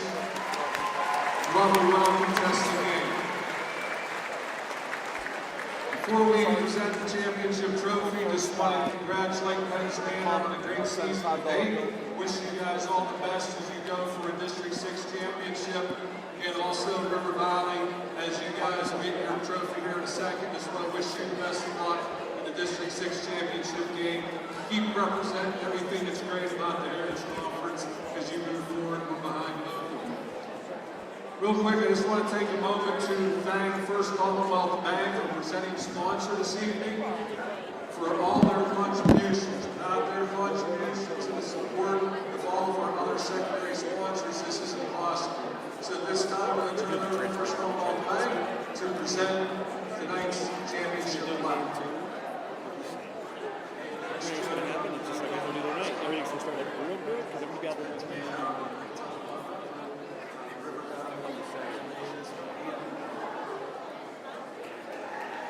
Let's hear it for your 2025 Heritage Conference Girls Basketball Champion, the River Valley Panthers. Congratulations. Okay, soon we're going to be presenting the Heritage Conference scholarships and also our Distinguished Achievement Awards. So we're going to let the teams get a couple pictures here, and then we'll be moving into that program.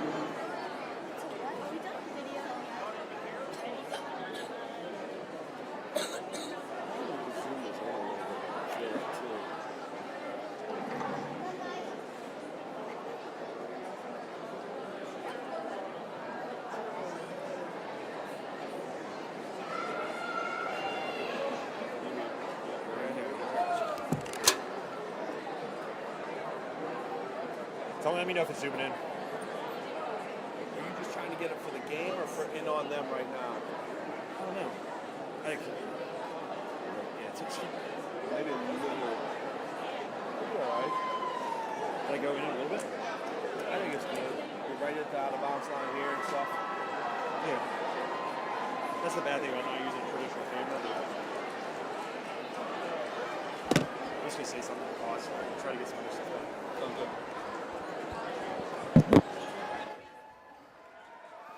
Well, again, congratulations to the Panthers of River Valley, your 2025 Heritage Conference champions.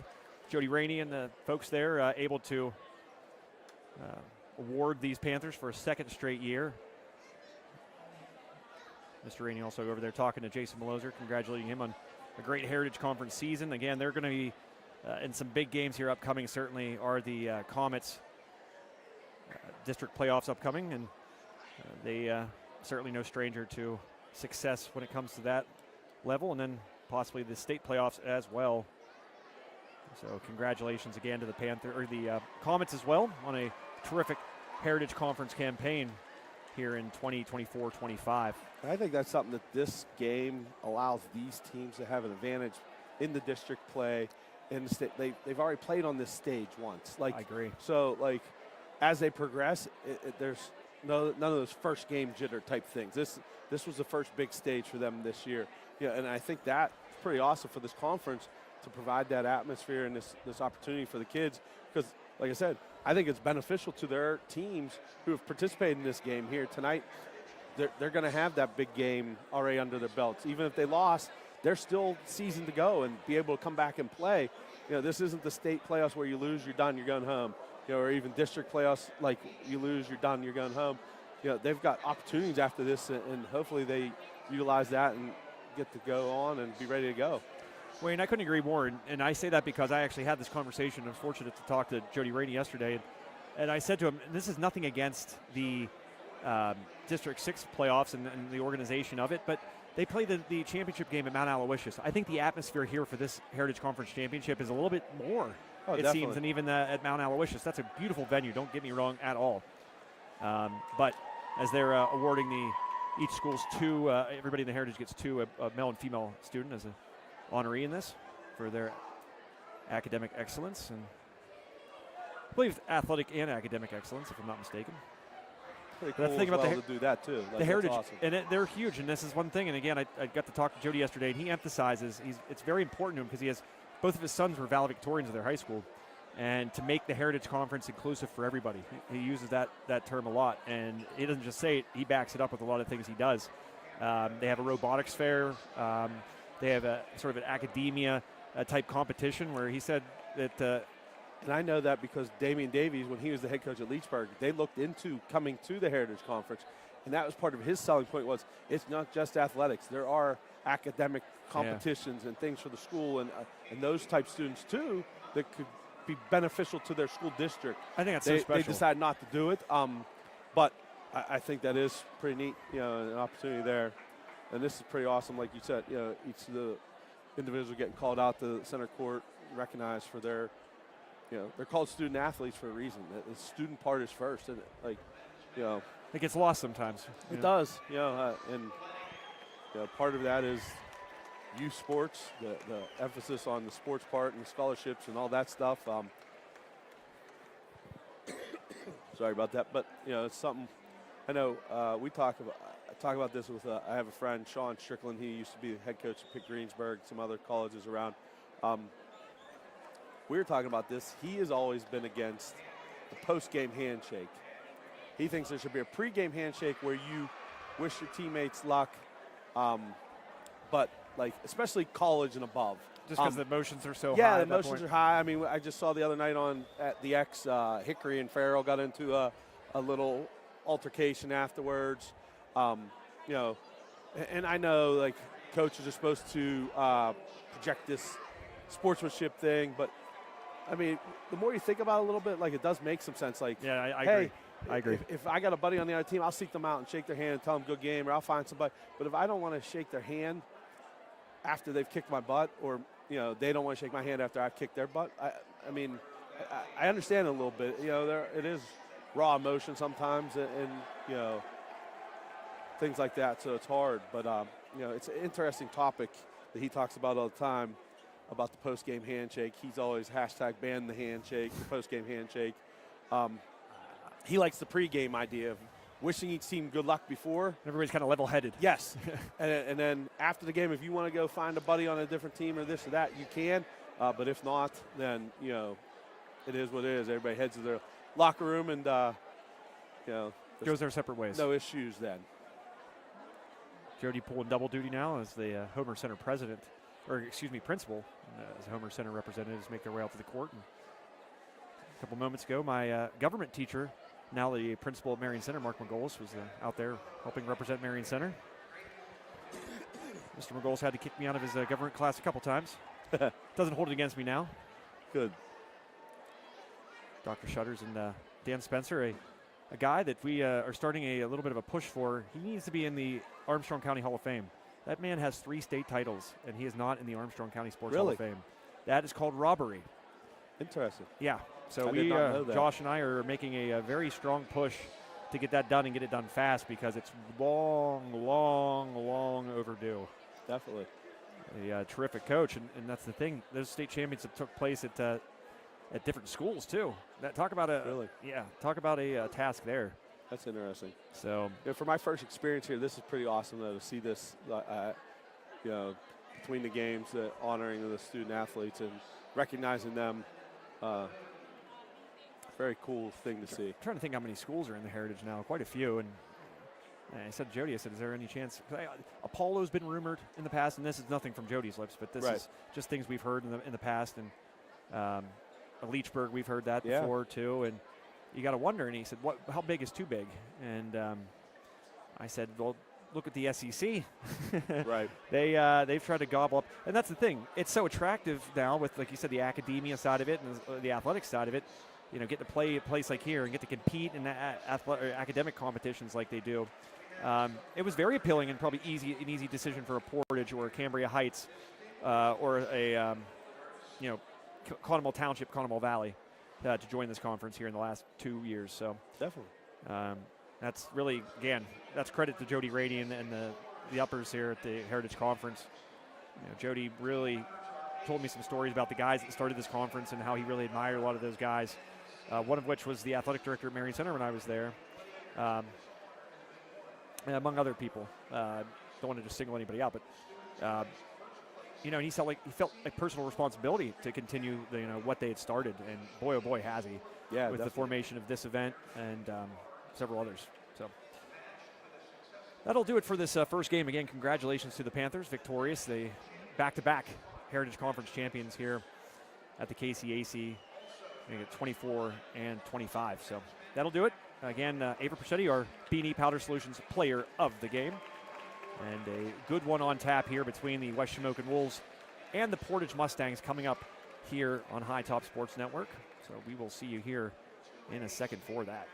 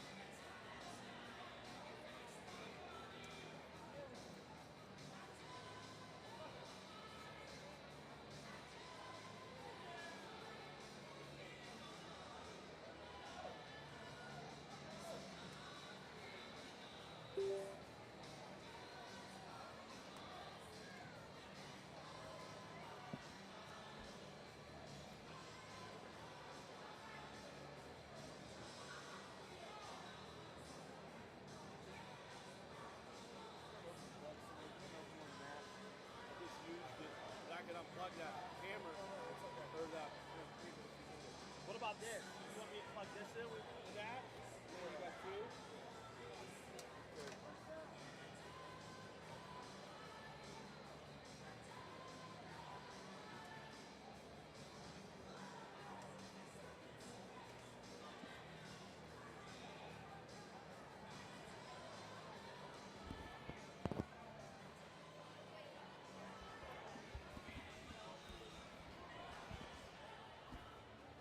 Where's this best at?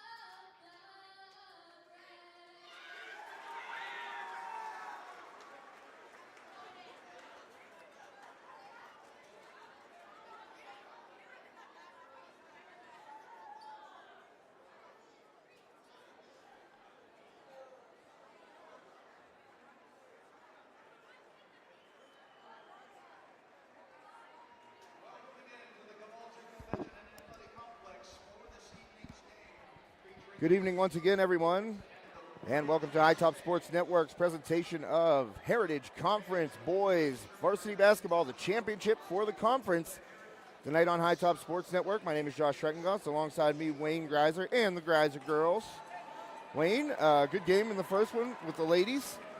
River Valley coming out on top of Penns Manor by 6 points. Likely to have a close one here against Portage and West Shamokin, foes in a District 6 championship game a couple years back.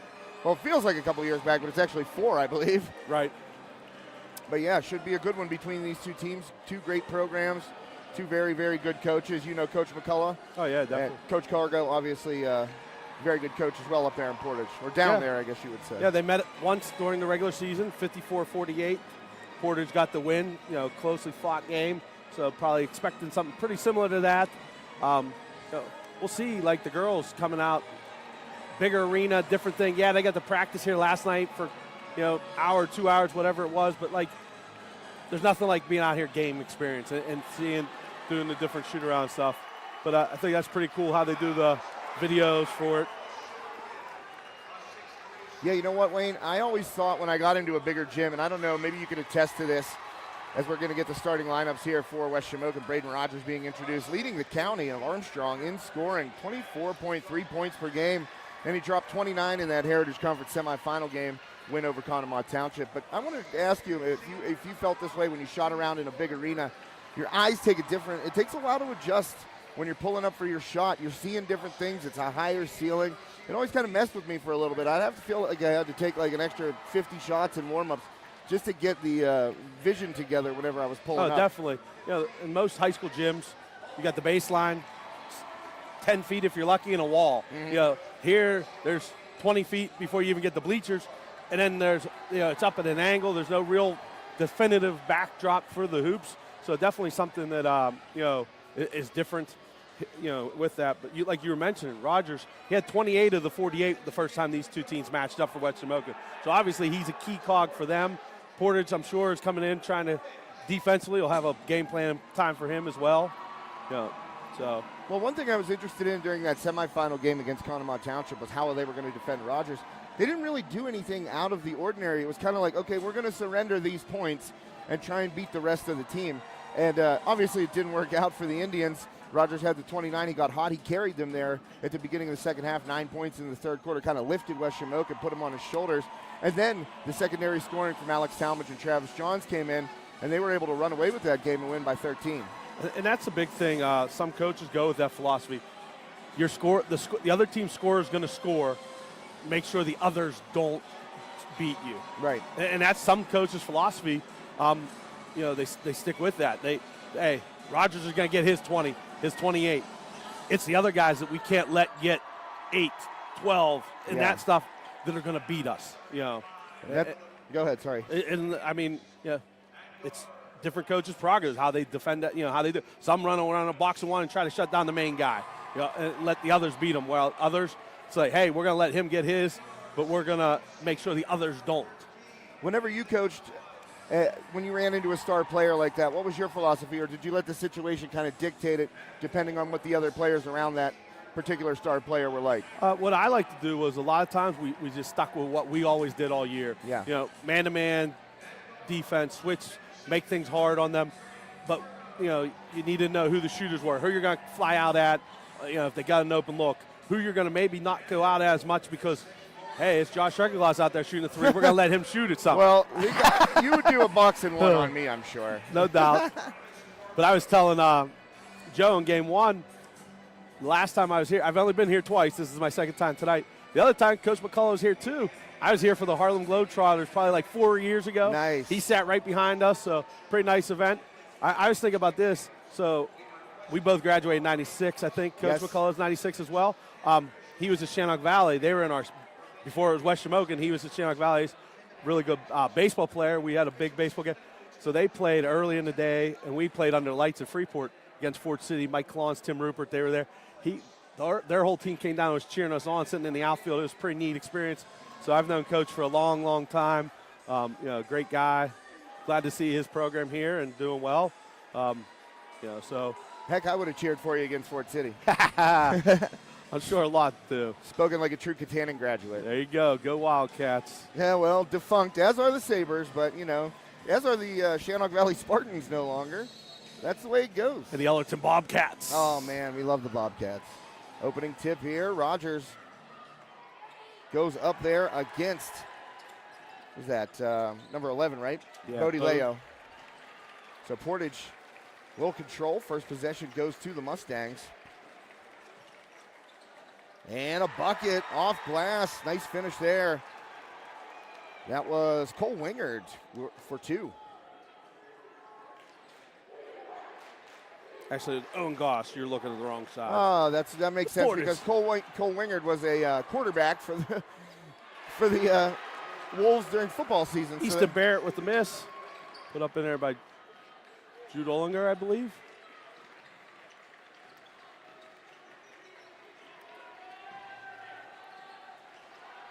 We were going through the lineups today and stuff, and I noticed both teams have an Easton, so I informed my youngest daughter's name's Easton, that both teams had an Easton. She was pretty excited to hear that. But are they known as the Wrecking Ball? They are not. That is the question. And they don't spell it the same. She's Y-N at the end. They're both O-N. Yeah, I figured.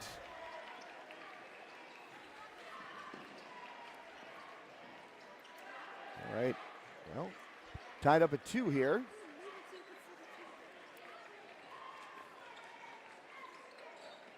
And Portage spin in the lane there, passing up a shotgun baseline, and a nice reverse finish.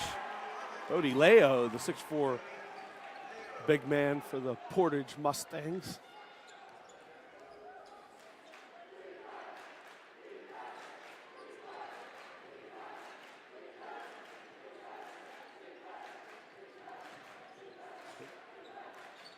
Minute 30 into the game here.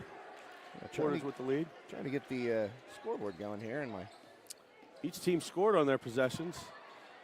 West Shamokin misses, but Easton Barrett puts it in for 2. 2 possessions for each team, 2 buckets for each team. 4-4, 6:10 remaining in the first quarter. All right, there we go. We got her going now. Keyboard unlinked, so that didn't help me very much, but we're back. Loose ball, fight around for it. West Shamokin picks up number 15. That's Alex Talmadge. Alex Talmadge. Foul on Portage. Yeah, got Talmadge as he came out of there with the turnover. And he dropped 15 in that game against Conemaugh Township, that semifinal game. As I said, Travis Johns had 10, so 3 guys in double figures there. And got away from Conemaugh Township in the second half. For as much size as they had, they got 6'8", 6'4", 6'3", on that Indians team. Wolves didn't back down at all. Both games they played against Conemaugh Township, really impressive physically against, a larger team. Right. Talmadge, the first time these 2 teams played, he had 7, I believe. Print's very small in my yeah, it is. report. I don't know how you can read that, man. There's no way I could. So Rogers looking for space, finds Johns underneath. He's got traffic because it's to Ollinger. And Ollinger, nice move, but he got it stripped away, and it's off of Ollinger, out of bounds, so turnover Wolves. I thought maybe he got away with the travel. They didn't call it. Well, I have to ask you this, too, because, the jump stop now in this game today. Mm-hmm. Guys take full leaps and land and then go back up, and it's not called a travel. I mean, it's just. As long as you land with both feet at the same time, you're supposed to be able to then take one more. 100%. I see the reason for that interpretation of the rule, but I see a lot of people not landing both feet at the same time. I know. So that one out it's of like bounds. a charge block call. It's a up to interpretation, as they would say. Yep. Whistles. Not quite sure. Somebody must be bleeding. Well, for loss of contact. Looks like number 11, Bodie Leo. So Portage bring in number 3. There's my guy, Easton Slanik. Don't really know Easton, just like the name. So both Eastons on the court now. Looks like there's blood on the ball as well. They're getting it wiped off. Well, then we know it's a real game now. Yep. No blood, no foul, they say. I didn't hear a foul called. No, there was no foul. Well, let's take a look here. First time we're going to pull this up. This is the Nicola Ann Photography Fan Cam. Thanks to Nicola Ann Shoemaker, one of our great sponsors on High Top Sports Network. You can see the Portage student section down there. Does a great job with her photos. Oh, man, she's amazing. And they hang in a lot of the gyms of schools that we cover. Yeah, they do. So as you can see, the Nicoland fan cam, we got to, it's early going. Everybody but the student section is sitting, as should be. But, you know, once this game gets a little bit later on, if it's tight, I'm sure we'll see some folks up out of their seats. Hopefully. Good crowd, though. It is. I was surprised. I was surprised how good of a crowd it was for the 6 o'clock game. Joe had mentioned before, it's normally on Saturday nights, so like that 6 o'clock start doesn't affect anybody. You know, the 6 o'clock start on Friday night, people got to get from work, do different things. Like, yeah, all the parents are going to be there in the schools, but you're not going to, sometimes you don't get the schools, the other schools that are coming to watch the games. You know, you always get the Letterman jacket from all the schools in the Heritage Conference coming in. Now, you definitely see a lot more in this game just because of it being the later start of the two, but, good to go. Back in action. I guess we got the ball cleaned off. Wonder what they used. Did they use, like they had to use a disinfectant wipe. Some type of solution. Yeah, I saw the trainer over there. Rogers, quick pull-up. Just a little bit short and off left there. Rebounded by the Mustangs. And coming the other way, Owen Gauss. It's the first time I got to see Rogers. Is he going somewhere for hoops? Well, he was talking to somebody from Pitt Johnstown after the game the other night, so I think he's still undecided. Gotcha. Yeah, I said, I wonder who he's talking to over there. And then the guy turned, and I saw the Pitt UPJ on the little pullover there. So he was getting some attention after that semifinal game. He's surely getting attention all year long. He's been great all year. Pitt Johnstown coach Rick Avina, he travels from Lower Borough the whole way to Johnstown all the time. Wow. Head coach. Well, a lot of contact there, and Rogers did not get a foul call. It was stripped away, and Portage comes the other way. Ethan Hodge got that steal, 3-ball up, no good, and rebounded by Travis Johns, and a bump from behind there. That foul's going to go against Jacob McCoy. Actually, I think they called him landing out of bounds before the bump. Oh, well, you got better eyes than me, Coach. I don't know. I just happened to look up at the right time. Yeah, I was looking down for the name. I thought the bump. Travis did get pretty close to the line there, so he must have got a toe on it. 22, Owen Goss, I like the form. The lefty, we talk about this all the time. Left-handed jump shots, left-handed swings of a baseball bat. Why do they always seem so pretty compared to a right-handed version of everything? Well, being as I swing left-handed, I would just say it's probably just, I'm that kind of guy. Nice pull there up. He is, the lefty. Line. Yeah, don't shoot lefty. Got four of the Portage 6 points. I don't do anything lefty, really, other than swing a baseball bat or a golf club. I have a good friend, Bill Doherty. He played at Leechburg. He went to Worcester for baseball, but pitched left-handed, hit left-handed. 3 up and in, out. My guy Easton from West Shamokin with the foul, Easton Barrett. But he writes right-handed, eats right-handed, and swings a golf club right-handed. Now that's interesting. If you throw left-handed, wouldn't you figure you'd eat right with your left hand? Media timeout. We go to the media timeout. That's something different that coaches have to adjust to as well. Yeah, it's the stoppage there, and can act as an unofficial timeout, really.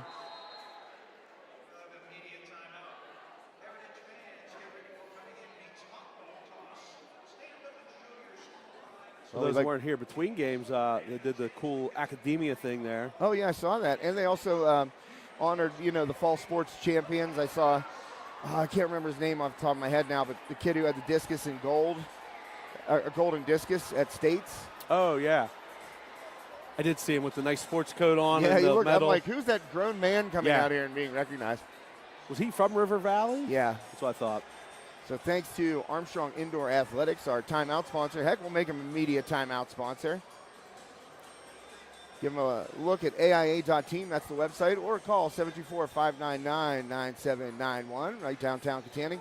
Wayne, I said, you probably know a lot about that place. And he said, well, I've never been there before. Yes. For as much softball as we do, I know. unfortunately, it's one of the few places we have not been.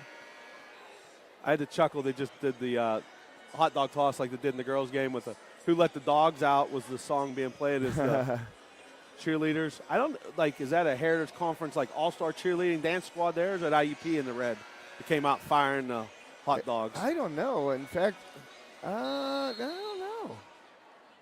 Kind of looks like Heritage, It does. It might be Conemaugh Township's red and black. The one girl literally fired one in the front row and drilled the guy in the head. Nice. Somebody should sign her up for the softball team, whatever school she's at. So back to the action here. 6-4 Portage leads. First quarter, 3-ball up, in and out, no good. Offensive rebound by the Mustangs. Zachary Hodge with that rebound. Tough move there, off glass, no good. Talmadge with the board.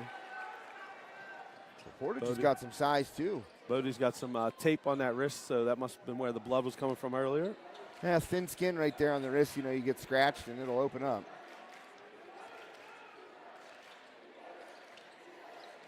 Now, number 2, Trey Cargo. Is that the head coach's son? Yes. That's what I figured. Pull up by Rogers. It's good from the free throw line. That's his shot. His bread and butter. That's what he called it to me.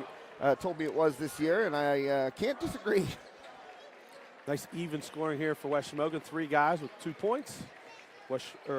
Portage has Owen Goss with 4, and Bodie Leo with 2 as well. Well, So Jude 6-6. Ollinger, number 5 for the Wolves. He's moving kind of gingerly right now. I don't know if he got caught in the wash on that screen. Nice look back door, and can't finish in close. Missing the bunny there was Ethan Hodge. He looked away for a little bit real quick and lost track of that rim. Yeah, well, Rogers had a layup there and missed it. Too strong off these tight collegiate rims. And Leo with the lay-in. Another 2. So Portage with 8. 2 players have 4. Now we've got a Zachary Hodge and an Ethan Hodge, both seniors out there for Portage. Got to assume there's some type of relation. That one taken away. Up ahead to Leo again. Ooh. I'll tell you what, he caught it with one hand there and just was able to corral it. Didn't Looked really. a little awkward, though. It did look awkward. I don't know why he caught it that way. 30-second timeout, Coach McCullough. All right, well, that gives us a chance to take a look once more at the Nicola and fan cam. I think that has a nice ring to it. There's the West Shamokin student section on your left side of your screen right there. Blackout, it looks like tonight. Like the blackout. We had the River Valley section was neon night for the girls' game, while Penn's Manor looked to be the Hicktown look. Oh, man. You know, I never got that. You're wearing camo and like the hunting Straw hat. blaze orange and the straw hat and the flannels and the bibs. Nothing wrong with it. I mean, my grandpa was a dairy farmer for 45 years, so. Back to action here. West Shamokin with the ball. 1:40 remaining in the first period. Well, out of the timeout, let's see what Coach McCullough drew up there. He's one of the best coaches I've seen at coming out of a timeout with an effective play. As Talmadge gets into the lane, can't finish, and Barrett fighting for that board. It goes out off of Easton Barrett. Yeah, you mentioned that those ATO after timeout plays are very big. You know, a lot of coaches have a specific playbook that they'll look at and know, hey, after timeout, we're going to come out in one of these sets. I'm sure Coach McCullough's got some ready to go.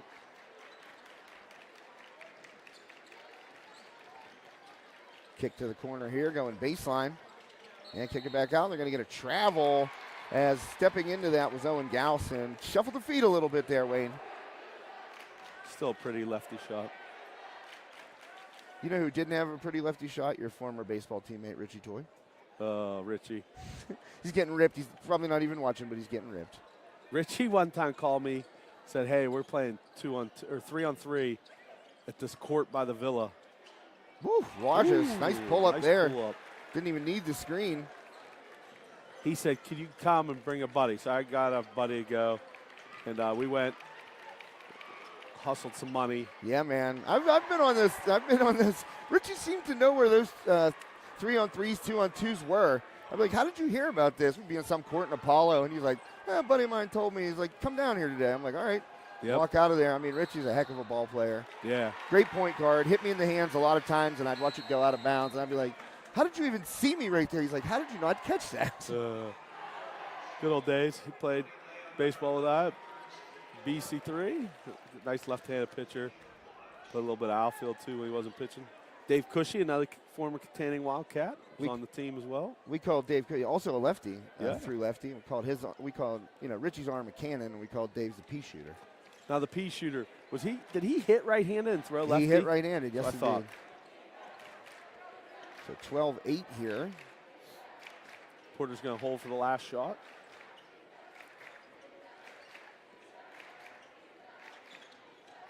Goss coming to his left, being left-handed. Nobody really stopped him. Oh, Rogers going to get hit with the foul right there. And going to the line for a couple of free throws.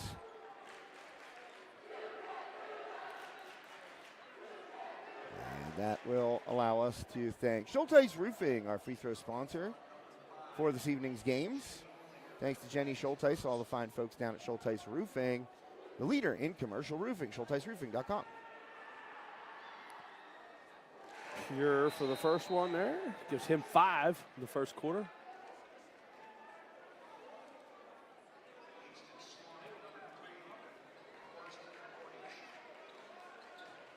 Well, 5-point lead here for Portage, and this is reminiscent. Whoops, I didn't take the graphic off there. Sorry, folks. Now it's off.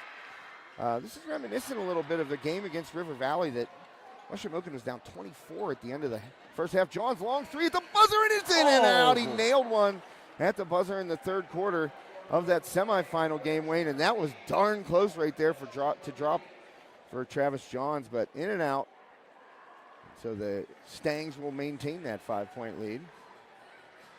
Yeah, I was actually talking to Coach Malone, head coach of River Valley boys between games. I coached him in AAU back when he was in high school, and he was mentioning as one of their most complete games that they played was against West Shamokin, and he starts all the underclassmen. So he's, thought that was a glimpse of what they could be in the future they have there at River Valley on the boys' side. Obviously, we've seen the girls for the third time in a row in the Heritage Championship, 2-time.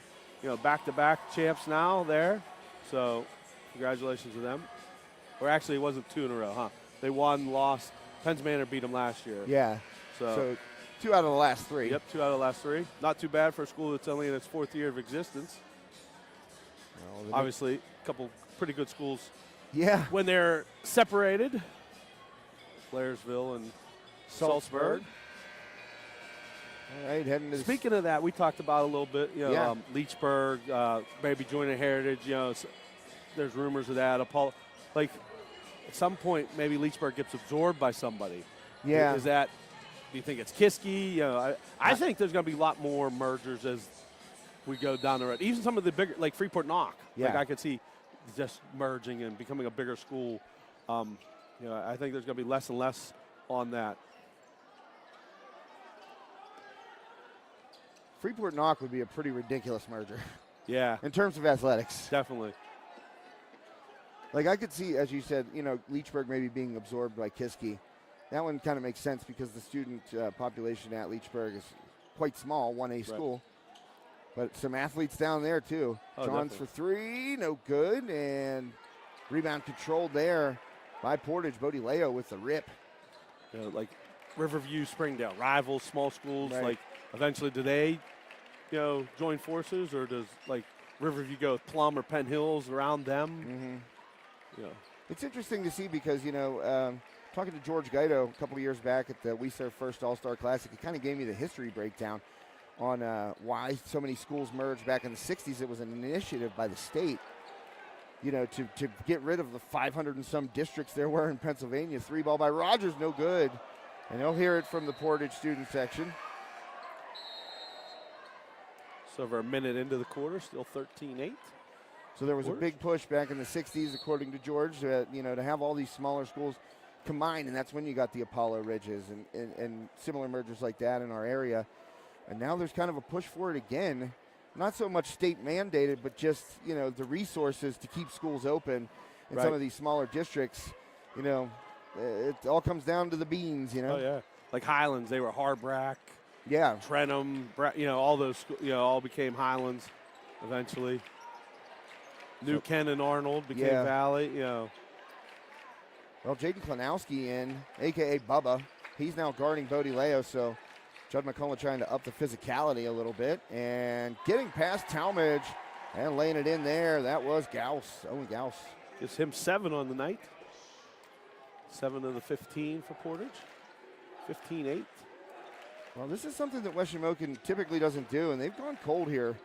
I mean, that ball that Johns put up from, 50 feet away nearly dropped, but they have not been, Rogers missed that layup on a breakaway, and, Aiden Osterling wide open back door, but easy for us to see up here. Oh, yeah, definitely.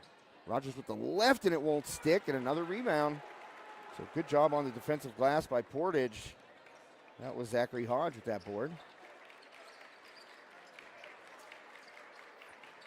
5:42 left here, first half. Leo and Klanowski just really banging. Good contest, though, by Klanowski. And a rebound by Rogers. You see Klanowski, he puts those arms back because his chest is so big. Yeah. So if they're even a little bit forward, it looks like he's going around the guy, and when he's not. But he's taking the bumps from Leo there, and good contest. Definitely what we call a banger. Yes. Wouldn't want to run into him on the football field. No. I wouldn't want to have him set a screen on me. That's on the other team either. You hear your whole back crack. Those are the ones where you can hear it all the way from your tailbone to your neck. Those are the ones you're praying to God your teammate calls out pick way before you run into it. Most of the time, my teammates didn't call that out. It was just I ran into some bad screens. Rogers gets hit with the travel there, so another turnover by the Wolves, and they've gone silent. Jacob McCoy entering the game for Portage Mustangs.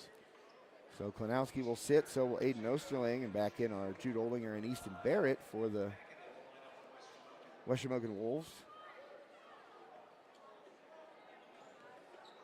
Now, do they go right into District 5, 6 Six. playoffs now? Yeah. Or is there some more regular season games? No, it'll be after this conference. They have one more regular season game, I believe, which is always kind of weird to me that this isn't the conclusion of the regular season, but I believe West Shamokin has one more regular season game. Now, I'm not sure. There was that weather that froze out those 3 days a couple weeks ago. So I'm not sure if they're actually going to play it. I think it was still on the schedule the last time I looked. Right. But then they'll go into District 6 playoffs. Gotcha. 3 ball up, long, high, arcing 3 missed there, and the ball. It's awful. Okay, he said off white. I thought he was calling the ball for white, but it goes out of bounds off of Portage. Zachary Hodge and Alex Talmadge were over there near the sideline going for that rebound. So give credit to Portage here, forcing West Shamokin into not very clean looks. Yeah, they're struggling a little bit there, handling the defensive pressure that Portage is putting on them. Well, Portage is doing a good job, too, fighting through screens. There's not a lot of switching going on. I mean, there was one right there, but, you see guys going under and still coming through the screen and getting out there, and that's going to be another travel. Turnover. Like you said, hard heads show a little bit, and they caused the turnover, almost looking like they thought they were expecting the switch. We had another media timeout. T-shirt toss. I wonder if they get one all the way up here. I don't know.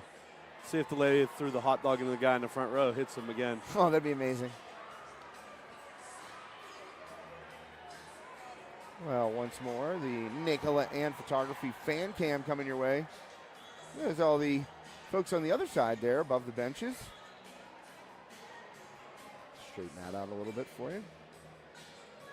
Right before the timeout, the Portage student body was letting the West Shamokin student body know they couldn't hear them, like that little chant there. We can't hear you. Yep. Right now they have a little more to be vocal about than the West Shamokin student body does right now. I always wish numbers-wise, they look pretty even. Yeah, it's student definitely body-wise. kind of even. Maybe one or two more. Looks like West Shamokin's maybe one more row up of fans. Now, how far is it from Portage? Do you know to get here? It's a poke. It's from to Indiana's a lot better than going to West Shamokin, but I'd say like an hour and 5. So they had the longer commute. Yeah, they had the longer commute. So thanks to Nicola Ann Photography. Find her on Facebook or visit her website, nicolaannphotography.com. Back to the main camera on the floor. And back to the action. Out of the timeout there, the media timeout.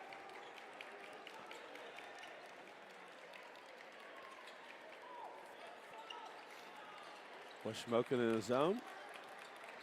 Yeah, switching it up a little bit here, trying to create some uncertainty on the Mustang side. It's like a 3-2.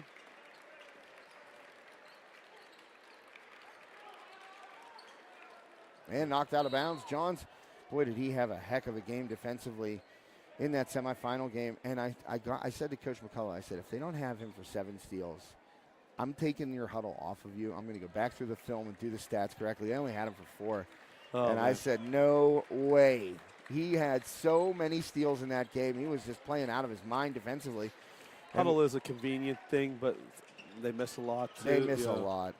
But also quality of film sometimes.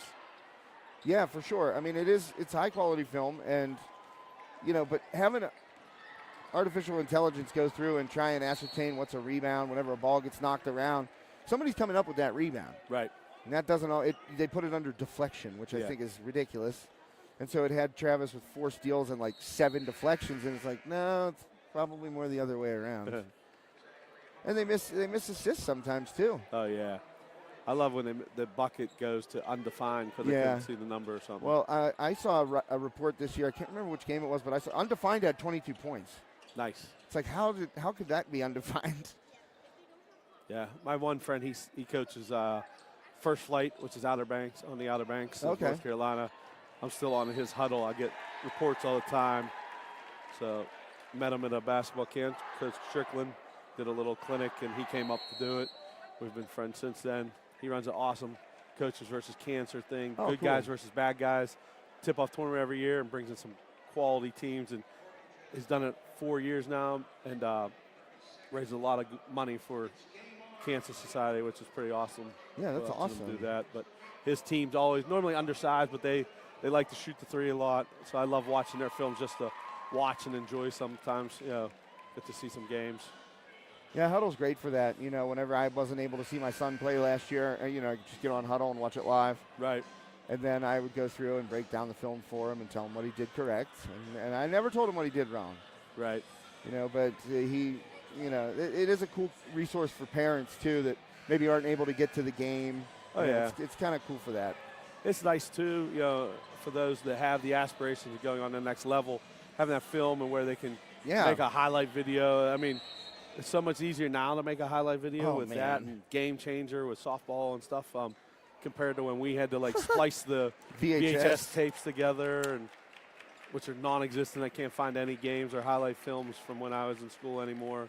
I'm not that upset my high school career isn't being able to be found. I mean, I played all right, but we didn't as a team. Yeah. I gave you a couple L's. Oh, yeah. You gave me one that really still haunts me that I traveled in real bad. I said to somebody when we were setting up for that game, it was the East Allegheny coach. I said, this gym, this place is gives me the willies. It's haunted, man. He just looked at me kind of confused. And he goes, what do you mean? I said, I lost a game for us in here once upon a time.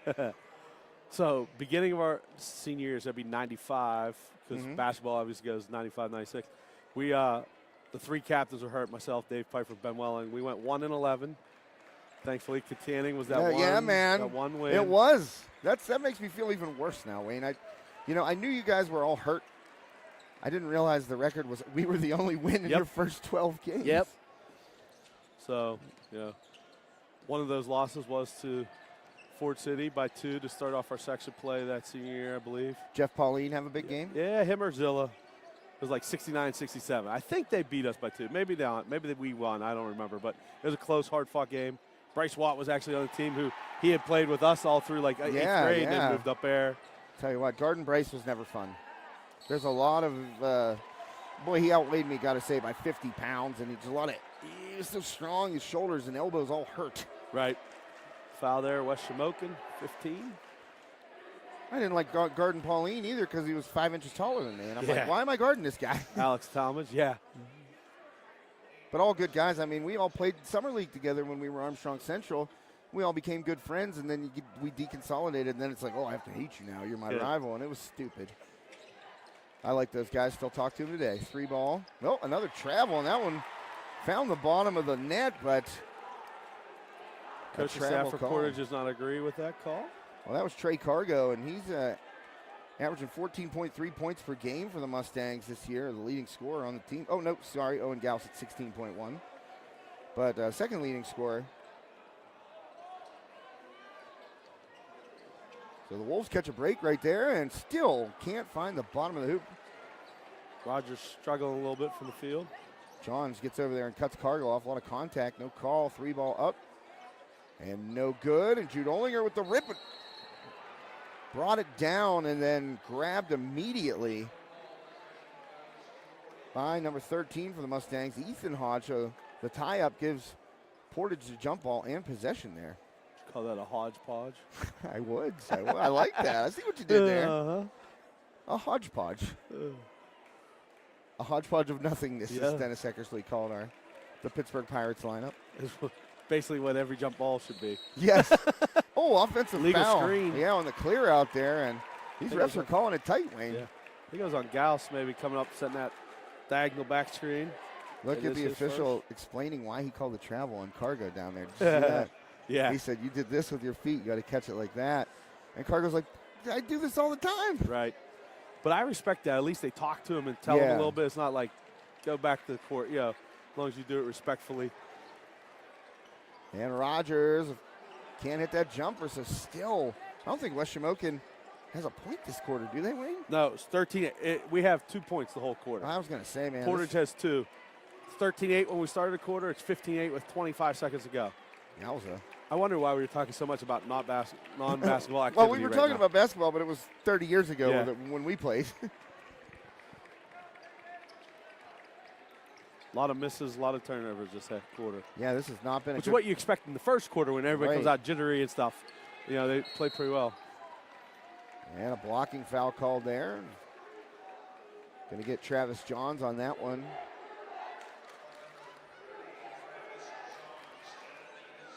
His first. Team second. That's what the big scoreboard's telling us. Here Not at many fouls either. 2 and 1 for Portage. So a real danger of somebody being in the bonus with 5.5 seconds to go. I think that's one of those you foul them with 5 seconds to go so that they don't get a playoff. Well, that three goes Banked up. it And in. banked in. Unbelievable. You called that, Wayne. I saw it too. Cargo had the angle off glass from the wing, nearly the corner. That's about as tough of a bank as you could get, but soft off the glass, and it goes. And West Shamokin scoreless in that second quarter. Yeah, obviously that's something that coach has got to talk about at halftime and some things to get things going offensively. You know, we mentioned the first time these two teams played, Braden Rogers had 28. He has 4, and they're all obviously all in the first quarter Yeah. because nobody scored for West Shamokin in the second quarter. But you know, he's got 4, so I'm sure they're going to look to create some things for not only him but also his teammates here in the second half to get going. This first 4 minutes, right before the media timeout, it's always a big thing. Coaches talk, you know, win the first 4. So that'll be a big 4 minutes. Sometimes coaches look at it as win last 2 of the first half and the first 2 of the second half for when you're looking at 4s. Right. So, but no matter what, these first 2 to 4 minutes definitely will be a big thing for West Shamokin to either get back in the game or is it going to get out of hand and you know, move on. Here's our infamous dance team that we're not quite sure where they came from. I think he did announce where they were from, but I didn't hear it. Well, we'll take a break here, Wade. You and I can relax for a moment here on the Bradigans halftime show. We'll let the dance team do its thing, and we'll be back for the second half in about 9 minutes.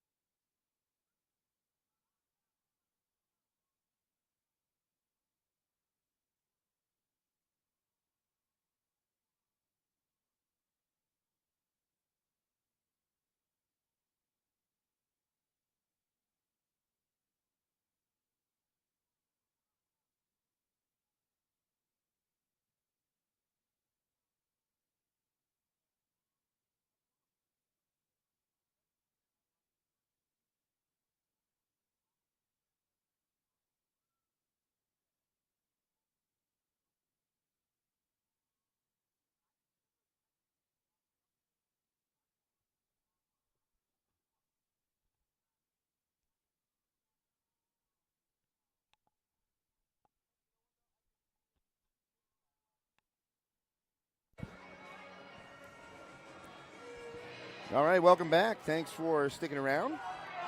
Halftime is completed. West Shamokin scoreless in that second period. Wayne, ice cold. We talked a little bit about it. And you expect them to come out of the locker room, maybe some different looks on offense, try to get the wheels moving a little bit. Yeah, definitely. They start off with the ball here, starting the second half. So I'm sure they went over a set, experience, something that they've done quite often. And I expect a quality look, and hopefully get them going here and start the second half.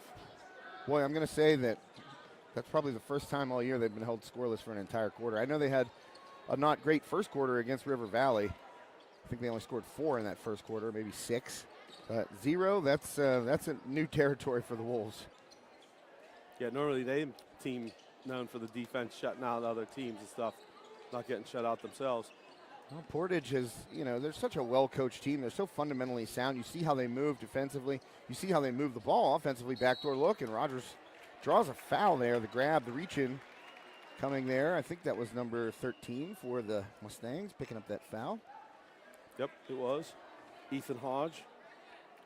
I got it down right. That's his first. Well, that's the other thing. West Shamokin, I'm sure, scores some points out of their defense, and they didn't get a whole lot of steals or that's a great things point. like that. So it hurts your offensive production, too, if you rely on some of those buckets that you don't get, too. Barrett in the post. Well, that was a flop there, honestly. My guy Easton.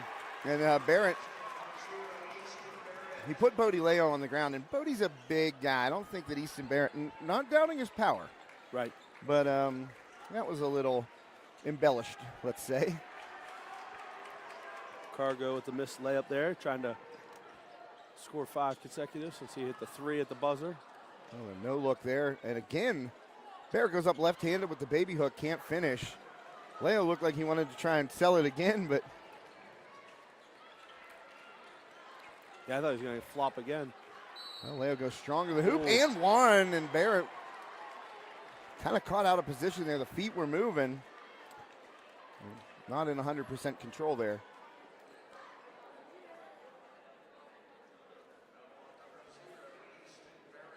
So Barrett does pick up the foul, and a free throw incoming from Bodie Leo, trying to convert the three-point play the old-fashioned way.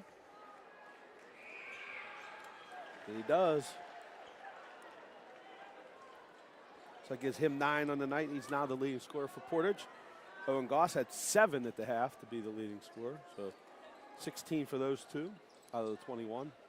Obviously the big 3 by Trey Cargo right before the half. Well, Talmadge passes on a 3, gets in there and finishes. Oh, I thought he finished that. And Barrett got the offensive rebound and was fouled on the way up. One thing that I talked to Alex Talmadge, who was our player of the game, our B&E Powder Solutions player of the game after that semifinal match. I said, one thing that you've really improved upon this year is getting into the lane and being able to finish with both hands. And he said, yeah, I really worked on that. And I just from this angle, the way he got free there, I'm thinking, oh, he's laying that ball right in. But Yeah, I thought he was going to make the nice left-hand layup. It was a nice move. Get there. so Barrett misses the first. So 21-10 Portage, early third quarter. Barrett gets the second. So he's leader with 5 for West Shamokin.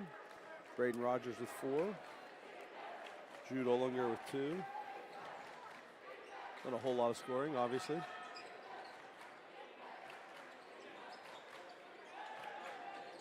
Well, the West Shamokin student section imploring their team to play a little defense. They've been doing a good job of they need to start chanting offense maybe. Yeah. Oh, Cargo tries to finish, get in traffic there, but hits the floor and no dice. Rogers finds Ollinger. Nice There's pass. a bucket. Ollinger 4 on the night. Nice dish by Braden Rogers. Well, that's one thing that Coach McCullough has really told Braden to do since the beginning of the year. Listen, if you're not finding your stroke, you got to get other guys involved because inevitably the defense is still going to favor toward you. That one, it hit the top of the hoop and the extra bounce, and they're going to get a foul over the back there. That was a grab. Barrett got to that ball first.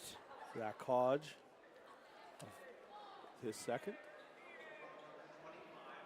But Rogers, to finish my point, has been doing a good job of getting guys involved, really distributing the ball well, especially in situations like this where he's not particularly shooting well. Right. And that's the thing right there. That's a shot. Like it wouldn't have been a horrible shot if he shot the ball, but it became a better shot when he made the pass. If you're struggling and you're the guy normally, sometimes guys will shoot that, and force it up a little bit. Tough shot there by Rogers. It misses. Olinger tracks down the offensive board and in there to tie it up. Well, let's see. They get a jump ball, and it'll go to Portage.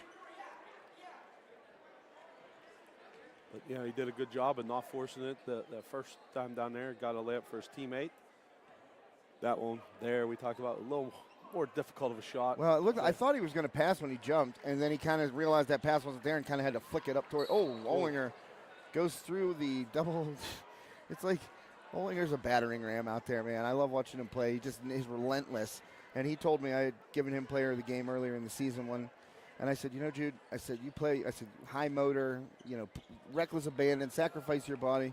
And I said, on the defensive side, they kind of get you in trouble a little bit sometimes. He goes, I have 5 fouls, and I want to make the most of all of them. Is he a football guy? No, he's not. That's the thing. He's just an Olinger. I said, he's playing like an Olinger. His brother Ezek was the same way. His older sister Gabby the same way. They were just, they're hard edge. They play hard and physical. Right. Now, we talked about seeing Frank Nagy. You saw him today, sent us a little text. When he coached the girls, did they go to the Holy State Championship? They went to the semis and they got hosed. Okay. I knew it was a pretty good run. Yeah, it was a tough loss at North Allegheny, and the officials were not on the side of the Wolves that day. They were on the side of, I always get this wrong. I want to say DeLone Catholic, but I think it was Kennedy. Okay. But it wasn't. It was really bad. It was really Kennedy bad. would make more sense because it's on this side. I think DeLone's on the other side. Yeah. But with those smaller divisions, sometimes you see multiple teams from the east on the west side. Like, it's no longer a true east-west championship either. Porter's getting another foul call there. But, Coach Nagy is one of the most – I've never seen him get teed up. Obviously he's an emotional guy. When you're coaching, you can't help but be emotional. But after that game, I waited for him down. There's like a little passage, in North Allegheny there by the locker room, and I was waiting for him to come out. And he came out, and, he doesn't usually wear his emotions, and he was wearing them right that day. And I said, Coach, I just got to tell you, I think you got hosed. Yeah. Talmadge drops it into Olinger, who tries to get it back to Rogers, and Rogers finds the handle and scores. So a 6-point game now. 6 for Braden Rogers on the night. Yeah, that was a tough one. There was a lot of real questionable calls down the stretch, and that team for Coach Nagy and the Wolves, nice finish there. Gauss attacking the hoop, too, gets him 9. And more blood. Oh, man. And typically classy. Coach Nagy did not blame the officials. Oh, yeah. So, he gave the standard coach speak answer. We can't leave it in their hands. We didn't do enough. And sometimes, yeah, that's true. And then other times, right. Yeah. You've been there. You know what it's about. Definitely. I think about this. It's funny you talk about, tough playoffs losses. My 4 years, we went to the playoffs twice. The first year, Jalen Brown was a senior, and you covered the game over at Gateway. Yeah. We lost, it was close to half, and then they kind of, Laurel Highlands kind of pulled away from us and stuff. We struggled. But, this time of the year, Facebook memory always pops up, in a couple weeks when the Whitfield playoffs start, about how, in the article you talked about how after the game I had to console Lakin and Oakley because they came up running down to me after the game and stuff. It's one of those memories that I always remember about that stuff, too. Well, it was, being a dad myself and seeing your kids, you never want to see them upset ever. Right. And they were upset for you because it was, they were not only fans of the team, you said they bleed blue and gold there, but they're fans of Dad, and they know that Dad just lost a tough playoff game, and, they're upset about it. And the way you consoled them and comforted them, and I was just watching it before I talked to you, and I just thought, man, that's just it was a beautiful moment in the just a tough loss. Right. Sometimes you can find some beauty of humanity there, and I watched you, console your daughters. I think Lakin was just like crying. Yeah. She was mad. She was. They were the loudest, them, and there's 2 others cheering the whole time, doing all the cheers and everything. Yeah, that was it was I mean, I felt terrible for you guys, having lost, but it was a neat moment for me to just, that's the kind of thing about being a reporter when you're covering a game. I don't just sit there and watch the game. I watch everything. I watch people in the stands, and I watched you there, and it was a nice dad moment. Kind of gave me the feels, you know what I mean? Right. Rogers getting on track 2 in a row for him. That was Gives a big him bucket 8. out of the immediate timeout there for BR. Cuts it to 23-17. I like these media timeouts, extra timeouts for the teams. Oh, Barrett going to get nailed with that one. Yeah, they were giving it to us. They actually gave it to us in the semifinal game too, and I was doing the game with my cousin Connor, and they stopped and they pointed right at us because where we set up at West Shamokin is right behind the scores table. Yeah. And he goes, media timeout, and Connor goes, turned around and looked. I'm like, no, Connor, we're the media. He goes, oh, I never got that before. I said, yeah, well, this is a kind of a playoff game, so. That's interesting they do that in the Heritage Conference, doing that stuff. Oh, man, what a finish. Cargo, that was not a fast spin move at all. No, that was, the old man Wiley type move. That's exactly what I was going to say. Old man street ball there. Stepping on your foot won't let you cut, pull the jersey a little bit. But a nice finish by Cargo. Talmadge gets it through there. Oh, Osterling pulls the 3 and misses, and that one's going to go. Oh, they're going to keep it with West Shamokin there, so a break for the Wolves. I thought Rogers might have touched that last, but officials say no. 13, Ethan Hodge reporting back in for Portage.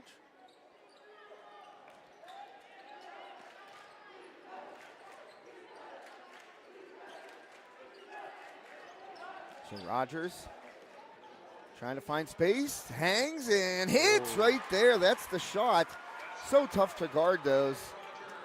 If you were a fan of NBA jams, you'd hear that he's heating up. Yeah, well, we got an NBA jam at the High Top headquarters. So do we in the Greiser basement. You got the little, the top display. Yep. What was your squad that you picked to play with on there? Because being Pittsburgh area, we didn't have an NBA team growing up. I'm interested to see just who rotate them all. Honestly, I try to do a little bit of them. Yep. I always like the Suns with Barkley and Thunder Dan Marley. Yeah, I'm a Charles Barkley fan. Knockdown jumper there by Portage. Good answer by Hodge. Is that Zach or Ethan? I think that was Zach. Johns with the pull-up. He misses. Oh, yeah, he's the only one in. Ethan, actually, it was. Long 3. No good. Off front rim. Johns corrals it. 27-19 now. Wolves trail by 8. 1:52 left in the third quarter here at the KCAC Heritage Conference Boys Basketball Championship. Long 3 by Talmadge. He drains it. Alex Talmadge with a big shot there for the Wolves. Full timeout, Portage. So we will thank our timeout sponsor this evening, Armstrong Indoor Athletics. Thanks to Coach Schaefer, Coach Harmon. And, one thing I like about AIA, they bring back the college kids from the area. They do individualized instructions for the younger players. Right. And you get a lot of one-on-one time, which I think is really, really important to a young developing player. You're seeing someone that's not that much older than you playing at the next level, and they're saying, hey, this is what I had to do to get here. It's really a neat thing that they do in there, and they allow, players from Armstrong, players from West Shamokin, people from the local area who have made the jump to the next level come in and give lessons or, pitch batting or show how to pitch and stuff. It's really, really kind of a cool thing that they've incorporated. Oh, definitely. That's 100% awesome. When young athletes can look up to athletes who have gone through what they're going through, talking about this with Joe in the first game. Today, Sid Selker made her debut at Akron. Oh, yeah, that's right. So they played 2. First game, she pinch hit. First college at bat, doubled. Nice. Then she started the second game in center field, batted 7th, had a RBI single in her first at bat. Wow. Sure got looking and had a ground out, almost beat it out, so she was 1 for 3. So 2 for 4 early on in the season. And she was on ESPN Plus, so girls could see it and stuff. And Abby DeGitis, Coach DeGitis' daughter, is a freshman at Seton Hill. They played 2 games. She came off the bench the first game, and then she started the second game. So, it's good for girls in Freeport to see, hey, I can go be successful at Division II, Division I. I can be on TV, streaming services and things like that. So, any of those role models, you got Jenna Clontz, Emma Paul, people like that up in Armstrong. It's good for them to see that. Well, a foul gets called against, I think Olinger? Aiden Osterling, maybe? No, it was Jude. Olinger. Yeah, it was. That was. Oh man, that was a ball that was in the air. Two guys going for it. They bump. I mean, Right. and given the foul call to Portage, that's going to put Leo on the line here. That's the 5th foul for the Wolves. Makes the first. And thanks to Schulteis Roofing, our free throw sponsor, the leader in commercial roofing, 412-8287-192. But yeah, I think that's key for anybody. Like we talked about Jalen Brown being a senior, like him going to LaRoche and kids seeing him, and the Bauman, Davey Bauman being a Division I basketball player at Freeport.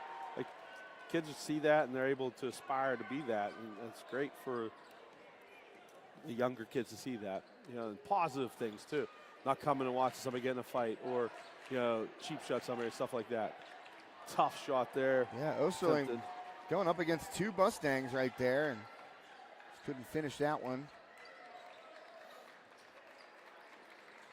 That's why I love the High Top Sports platform too, giving the student athletes like an opportunity to be seen, by people who may not get to see them as much, relatives living far away and things like that too. So, very positive thing. Tell you what, both Joe and myself have also had coaches come up and ask, hey, where can I see more of this kid? Where can I see more of this player? And they just say, check out the website. Right. That's awesome.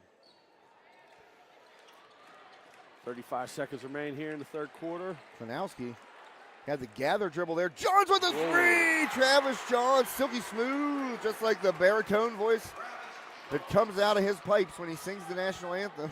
29-25, Portage with the lead. Well, big bounce back quarter for the Wolves. I assume they're going to hold for the last shot at this moment. See if they can get another 3 for Trey Cargo. The kiss. Oh man, that was when he let that go, We had the perfect angle to see you it. called it immediately. Pull up in the lane and tough a jumper. great finish.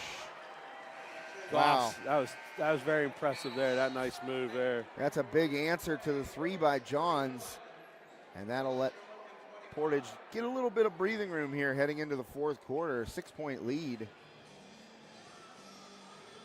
Well, that was a big bounce back quarter for West Shamokin, and Portage, the lead inflated there a little bit.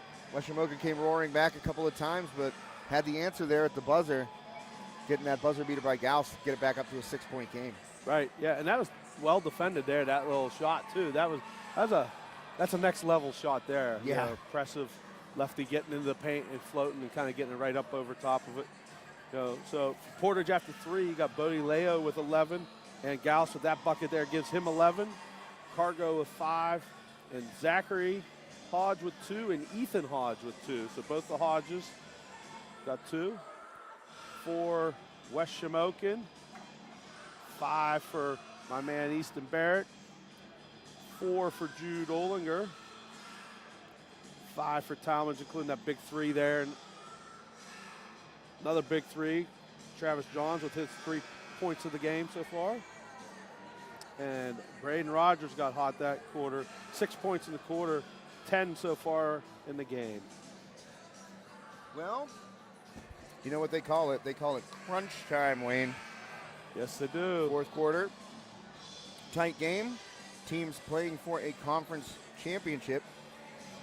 West Shamokin coming out of the quarter break here with the ball, so down 6. Would have been huge to get a stop, only be down 4, potentially cut this lead to a 1 basket or 1 possession game, but it didn't happen that way. So now you're still looking for a big bucket here, set the tone, start the 4th quarter. Rogers, he dribbled off his knee.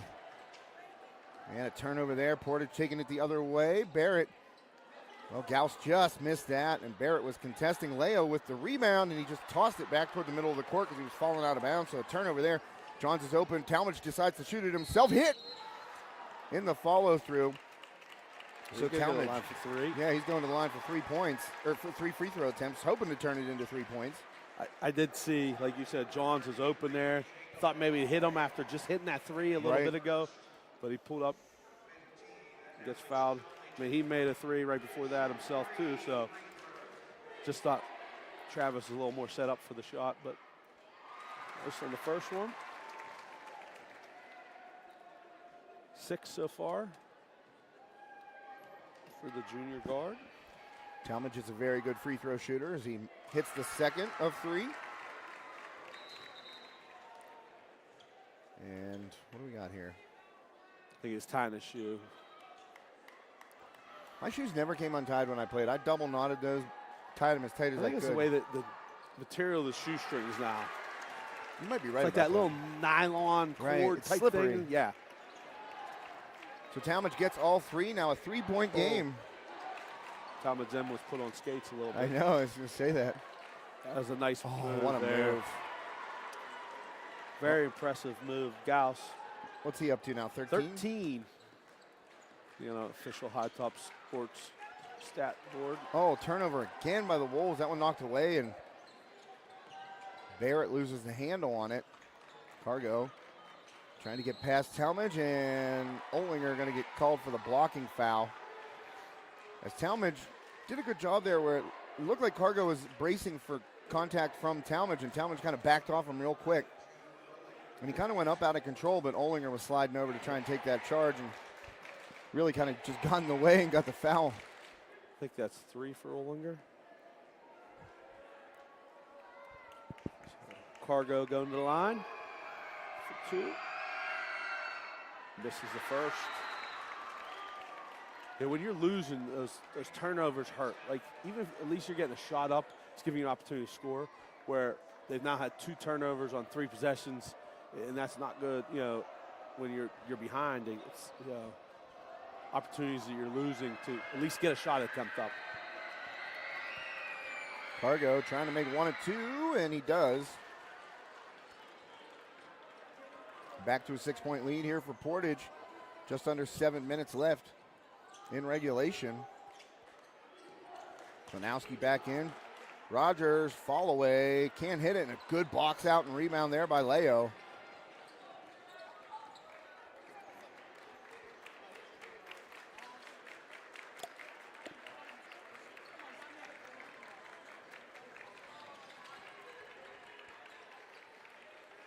Well, the Wolves trying to force a miss or a turnover right here. Don't want to go down more than 6. They had to fight hard to get it within, you know, that number.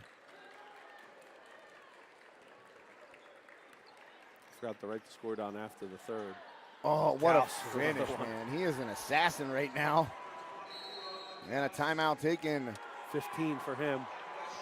by West Shamokin head coach Judd McCullough. I think you mentioned he was leading point getter, right, for them coming in? Yeah, Gauss. 16.1. Averaging just under 16, or just above 16. So he's almost there. He's at 15 right now. What's Leo average? Leo is at, let's flip it over. I like these statistics pages. 12.1 per game. So he's at 11, so he's almost to his average as well. 12.1 per game, 5 rebounds per game. What's Rogers for? Rogers is, well, see, this is crazy because I went back through and went through all of Coach McCullough's posts, and he sends us the box, you know, the scorebook. And I had him at 24.3 points per game. Here, they got him at 24.5. Now, how could I be off 0.2 points? Right. You know, he's at 10, so that's a big. You're missing those points right now. You know, still plenty of time though. 6:07 to go here in the fourth. Yeah, 8 points. It doesn't seem like a lot, and you know Rogers is capable of scoring that in about a minute. Right. But 8 points against Portage, they've just been so confident with the ball. I don't see them making a boatload of mistakes in a row. So the Wolves are going to have to get stops defensively. Right. Get those rebounds, and Portage has done a good job on the glass all night. Yeah. Joe and I talked about this in the girls' game. Minute 30 in, Penn's Manor's coach called it timeout. You know, and he's like, "Oh, what do you think of that?" Like, and I forgot about or didn't really know about the media timeout. So this timeout here by Coach McCullough is good because they're still going to get a media timeout under 4 minutes. So it's like an extra timeout they get. You know, trying to like stop the bleeding right now and still have timeouts later in the game when you're going to need them, but turned it over. Yeah, Klanowski, they run that back door so well, And Klanowski kind of telegraphed it a little bit. It was a little behind Rogers and therefore taken away. Barrett with his 4th. Yeah, I was going to say Easton Barrett with 4, and the Wolves with 2 team fouls here in the fourth quarter. Cargo back to the line. 1 for 2 last trip. Starts off with the make here. A chance for the Mustangs to go up double digits here.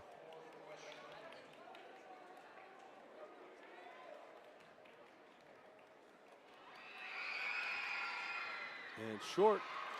Rogers with the rebound.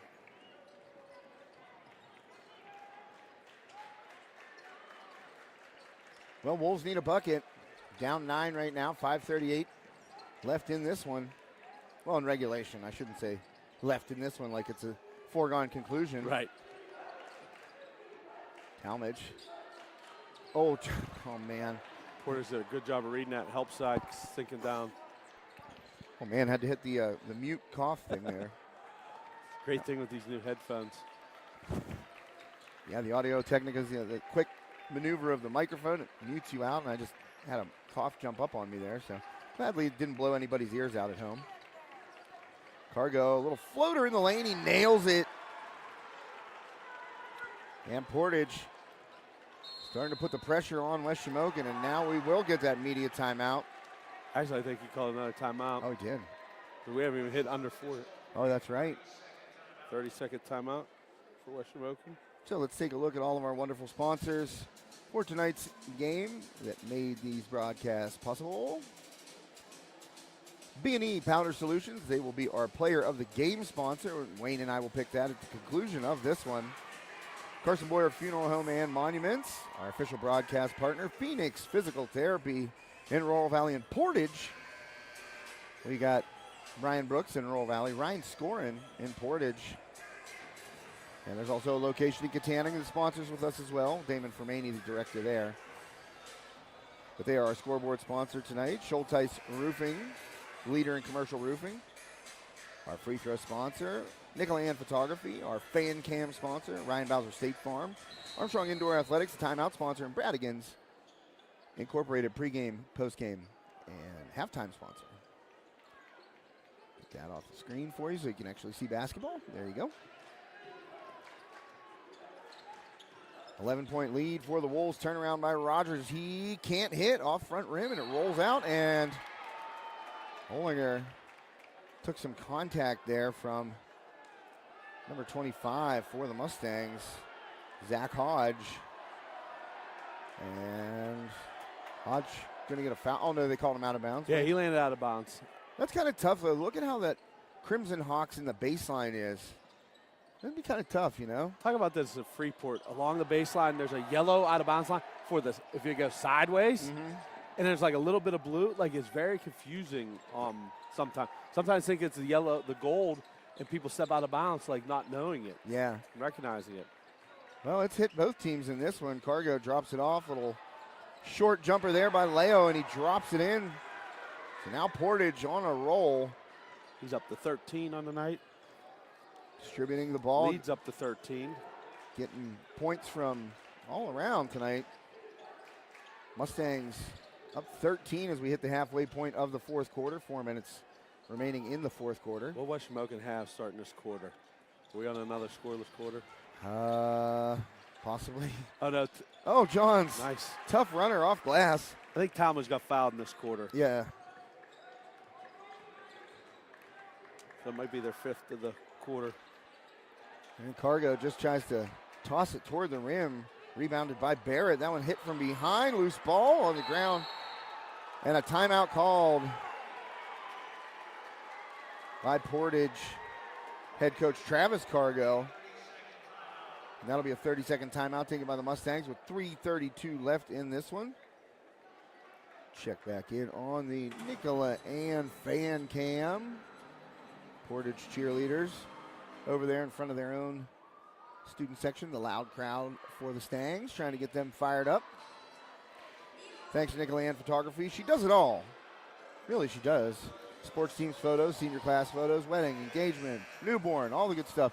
You know, I've seen the Trotters twice, Wayne. Have you? Once at the Civic Arena and once at Madison Square Garden. We've talked about it. Like, they always come right after Christmas Yeah. to the paint can, as I call it now. But we never go. Like, we came here the one time, I spoiled. Like, we were literally 3 rows behind the scorer's table over there. I said it's more intimate setting here, and I said we'll come the next time. And then COVID hit, and then nothing. And then finally we walked in. It was the first thing we saw up on the big board here was they're coming April 10th. So I texted my wife, and that was my Valentine's gift like 4 years ago when I brought the girls and stuff. So definitely looking forward to potentially getting some tickets to come up here and watching that entertainment. It's fun. Oh, it really is. Yeah, the first time I saw the Trotters, it was like early 90s. So I got to see like the old school original, like, you know, just some really The ones awesome. you actually saw on ABC Wide World of Sports. Yep. Meadowlark Lemon still around. Jump ball. So now we're to our media timeout. Yeah, first stoppage that isn't a foul or a timeout. And so I think I finished saying thank you to all of our sponsors with that one graphic. I think I got the Bradigans. I'm pretty sure I did. But special thanks goes out to Carson Boyer, Funeral Home and Monuments, our official broadcast partner tonight, as they were during the semifinals. Thanks to Brian Myers and the great staff there at Carson Boyer Funeral Home and Monuments. And the monument offerings they have there, you kind of see it on your screen. It's not just run-of-the-mill stuff. It's custom-made, really, really nice things to, you know, honor your loved ones and remember the good times. It's obviously the toughest time for a family to go through something such as loved ones passing, but Definitely. Carson Boyer, they take care of you out there, and it's a family feel and a great touch there, what they offer. So, in the Rural Valley area, serving all of Armstrong County and Indiana County. A little jut in there to Indiana County as well. We, when I was assistant coach under Mike Beal, we went to a tip-off tournament in Somerset, and we went to the Flight 93 Memorial. Oh, okay. And the gentleman who did the speaking talked about the dash. It's all about the dash between the beginning date and the end date. Your life's your dash. That's what you want to be remembered for, is your dash. And I've always remembered that and recalled that. Oh, that's kind of cool. How you want to be remembered is by your dash. That's an interesting way of looking philosophy, at it. you know? I've never heard that before, but it makes perfect sense. It does. It was pretty cool. You know, like it's kind of stuck with me ever since then. I've always thought about it as, you know, it's not the beginning, it's not the end, it's the dash in the middle. Right. Is what people are going to remember you by. Wow, splitting the Gals. defense. Oh. Oh, man, it sticks. Unbelievable. That one looked like it was going to spit out, but no. Another 2 points for Gauss, now that three ball way off there. And Gauss up to 17. he's leading the way, leads all scorers. 2:35 left, so the Wolves, boy, when they needed to get hot, Portage got hot. Yeah. And that's the only one thing I miss. Like, you think where the emblems are, they put like scorers. Yeah. Yeah. And maybe they do at college, but not here. Yeah, we just got the logos over there Pretty now. cool It setup, is though. nice to be able to, especially when you're calling the game, to be able to look up and say, okay, this guy has this many points, Yeah. this many fouls, this is how many timeouts there are.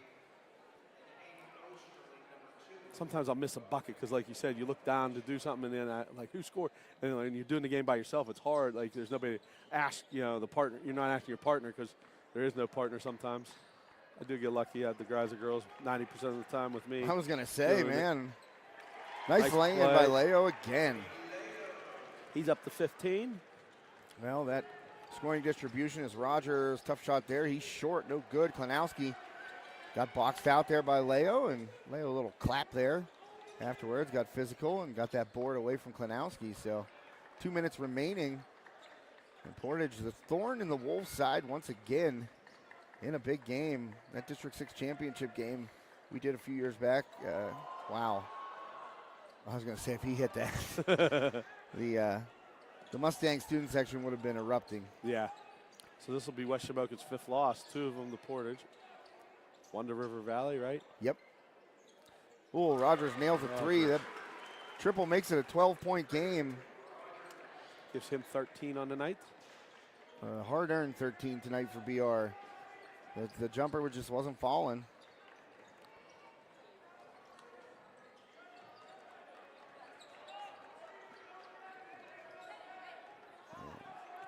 A lot of people clearing out now. Yeah, and a split of the defense, and Gauss lays it in. Up to 19 for him.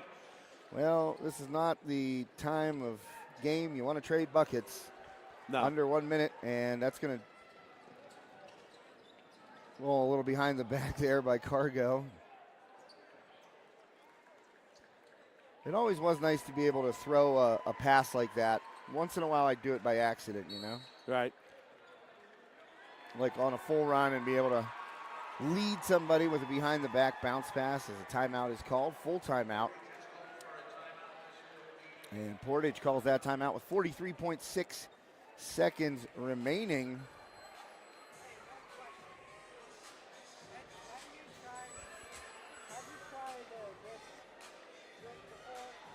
What is it? No, I haven't.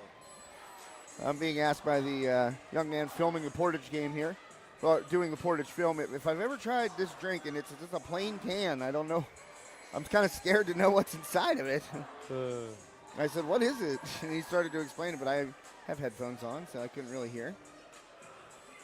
14-point lead, and Wayne, we are going to choose our B&E Powder Solutions player of the game here once the final buzzer sounds, and I'm sure that you and I probably, you know, being the kindred spirits, synced minds, Oh, yeah. same age. You got one win your first 12 games your senior year. It was against me. Now I that can't even say it was I got the win. I wasn't even Oh, playing. that's true. Yeah, you were hurt. I wasn't, though. I was hurt after the game, mainly my ego. But our B&E Powder Solutions player of the game, that's coming up here on the Bradigans post-game show following the conclusion of this one. It looks like Portage going to be able to hang on here and take home that Heritage Conference championship. I believe it's their first. So Coach McCullough tried to get some players in there, and they informed them that the one was after the buzzer. So he took a 30-second timeout just to get a sub in himself. Well, he pointed to Anderson Fowler and said, the scores table's right there, Anderson. Come on in. And looks like Portage is going to clear the benches too. Nice move by both coaches. Yeah, I think there's a healthy game. respect in this rivalry between Coach Cargo and Coach McCullough. But simply put, West Shamokin's offense tonight just not firing on all cylinders. A scoreless second quarter, Wayne. That's really, that's a kneecapper. Yep. Yeah, when you don't score a whole quarter, it makes it very difficult. Now, the only bright spot was Portage only had 5, but the big 3 at the buzzer, like, you know, or 7 maybe I guess they had there. Because for a while it was 2-0. All right, the inbound here, and let's see if Portage even attempts a shot.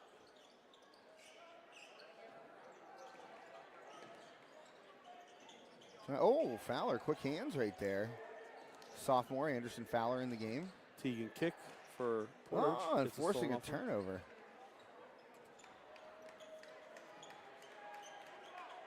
Oh, pardon me, that's Andrew Krzmanich. I had it mixed up with Fowler's actually 10. The hair, the bobbing hair, and I didn't see the, well, there's Fowler right there, but Krzmanich actually forced the turnover. You see they kind of got the same poof, and they both have a 0. They're kind of tall. Yep. But I should know better. Look at Fowler's shoes. Those things are loud. That's the final buzzer here. Portage captures the Heritage Conference Boys Basketball Championship with a 47-33 win over West Shamokin here at the KCAC on the campus of Indiana University of Pennsylvania. Wayne, you know, we talked about it a little right before the final buzzer. Portage just didn't make mistakes tonight. It's not like they were overwhelming offensively. Gauss had a big game, obviously. They got that secondary scoring. They didn't make mistakes, and they forced West Shamokin into making mistakes. And therefore, I think the Wolves started to press a little bit, and those shots weren't falling. Kind of made them tighten up, and Portage gets out of here with the win. Oh, yeah, definitely. You know, their senior leadership you know, showed there tonight. They have a lot of guys that have been around the program for a few years here at Portage, and you know, they didn't make those mistakes that West Shamokin. Sorry about that. Oh, man, the cough bar. You were on it. You know, so it's tough, you know, See you, buddy. for that. But, you know, the good thing is it's not the end of the season for West Shamokin. Yeah. I District don't know 6 if you and I were playoffs. talking about this earlier. Yeah. It was me and Joe at the end of the last game. Like, it's pretty neat to have this. Like, these kids have been – now these teams have an advantage when they go to the District 6 playoffs and the state playoffs because they've already been on the big stage sometimes here before. Yeah, and you feel those nerves and the jitters of a playoff game, a conference championship game. It's kind of a neat thing to have. Yep, definitely. Down on the court right now, Heritage Conference President Joni Rainey about to hand out the plaque.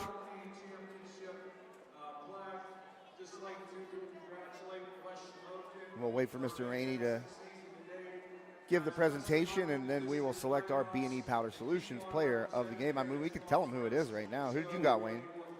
Oh, it's got to be my man Owen Goss. Oh, yeah. Smooth left-hander.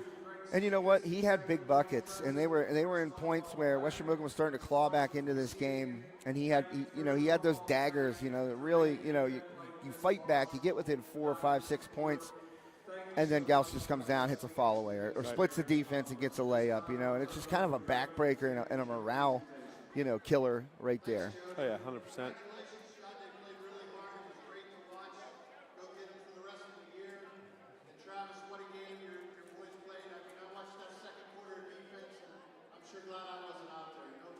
Talking about the second quarter defense where they shut them out.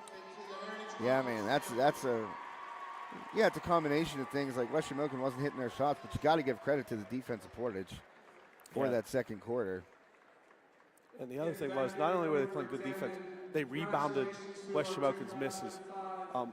Sometimes you'll see where they get a stop, but it doesn't finish because they don't get their rebounds. Where they got all the rebounds close. Thank you to Brenda Broadcasting and High Top Sports for following and for everything you guys do. Oh, nice little shout out there by Mr. Rainey.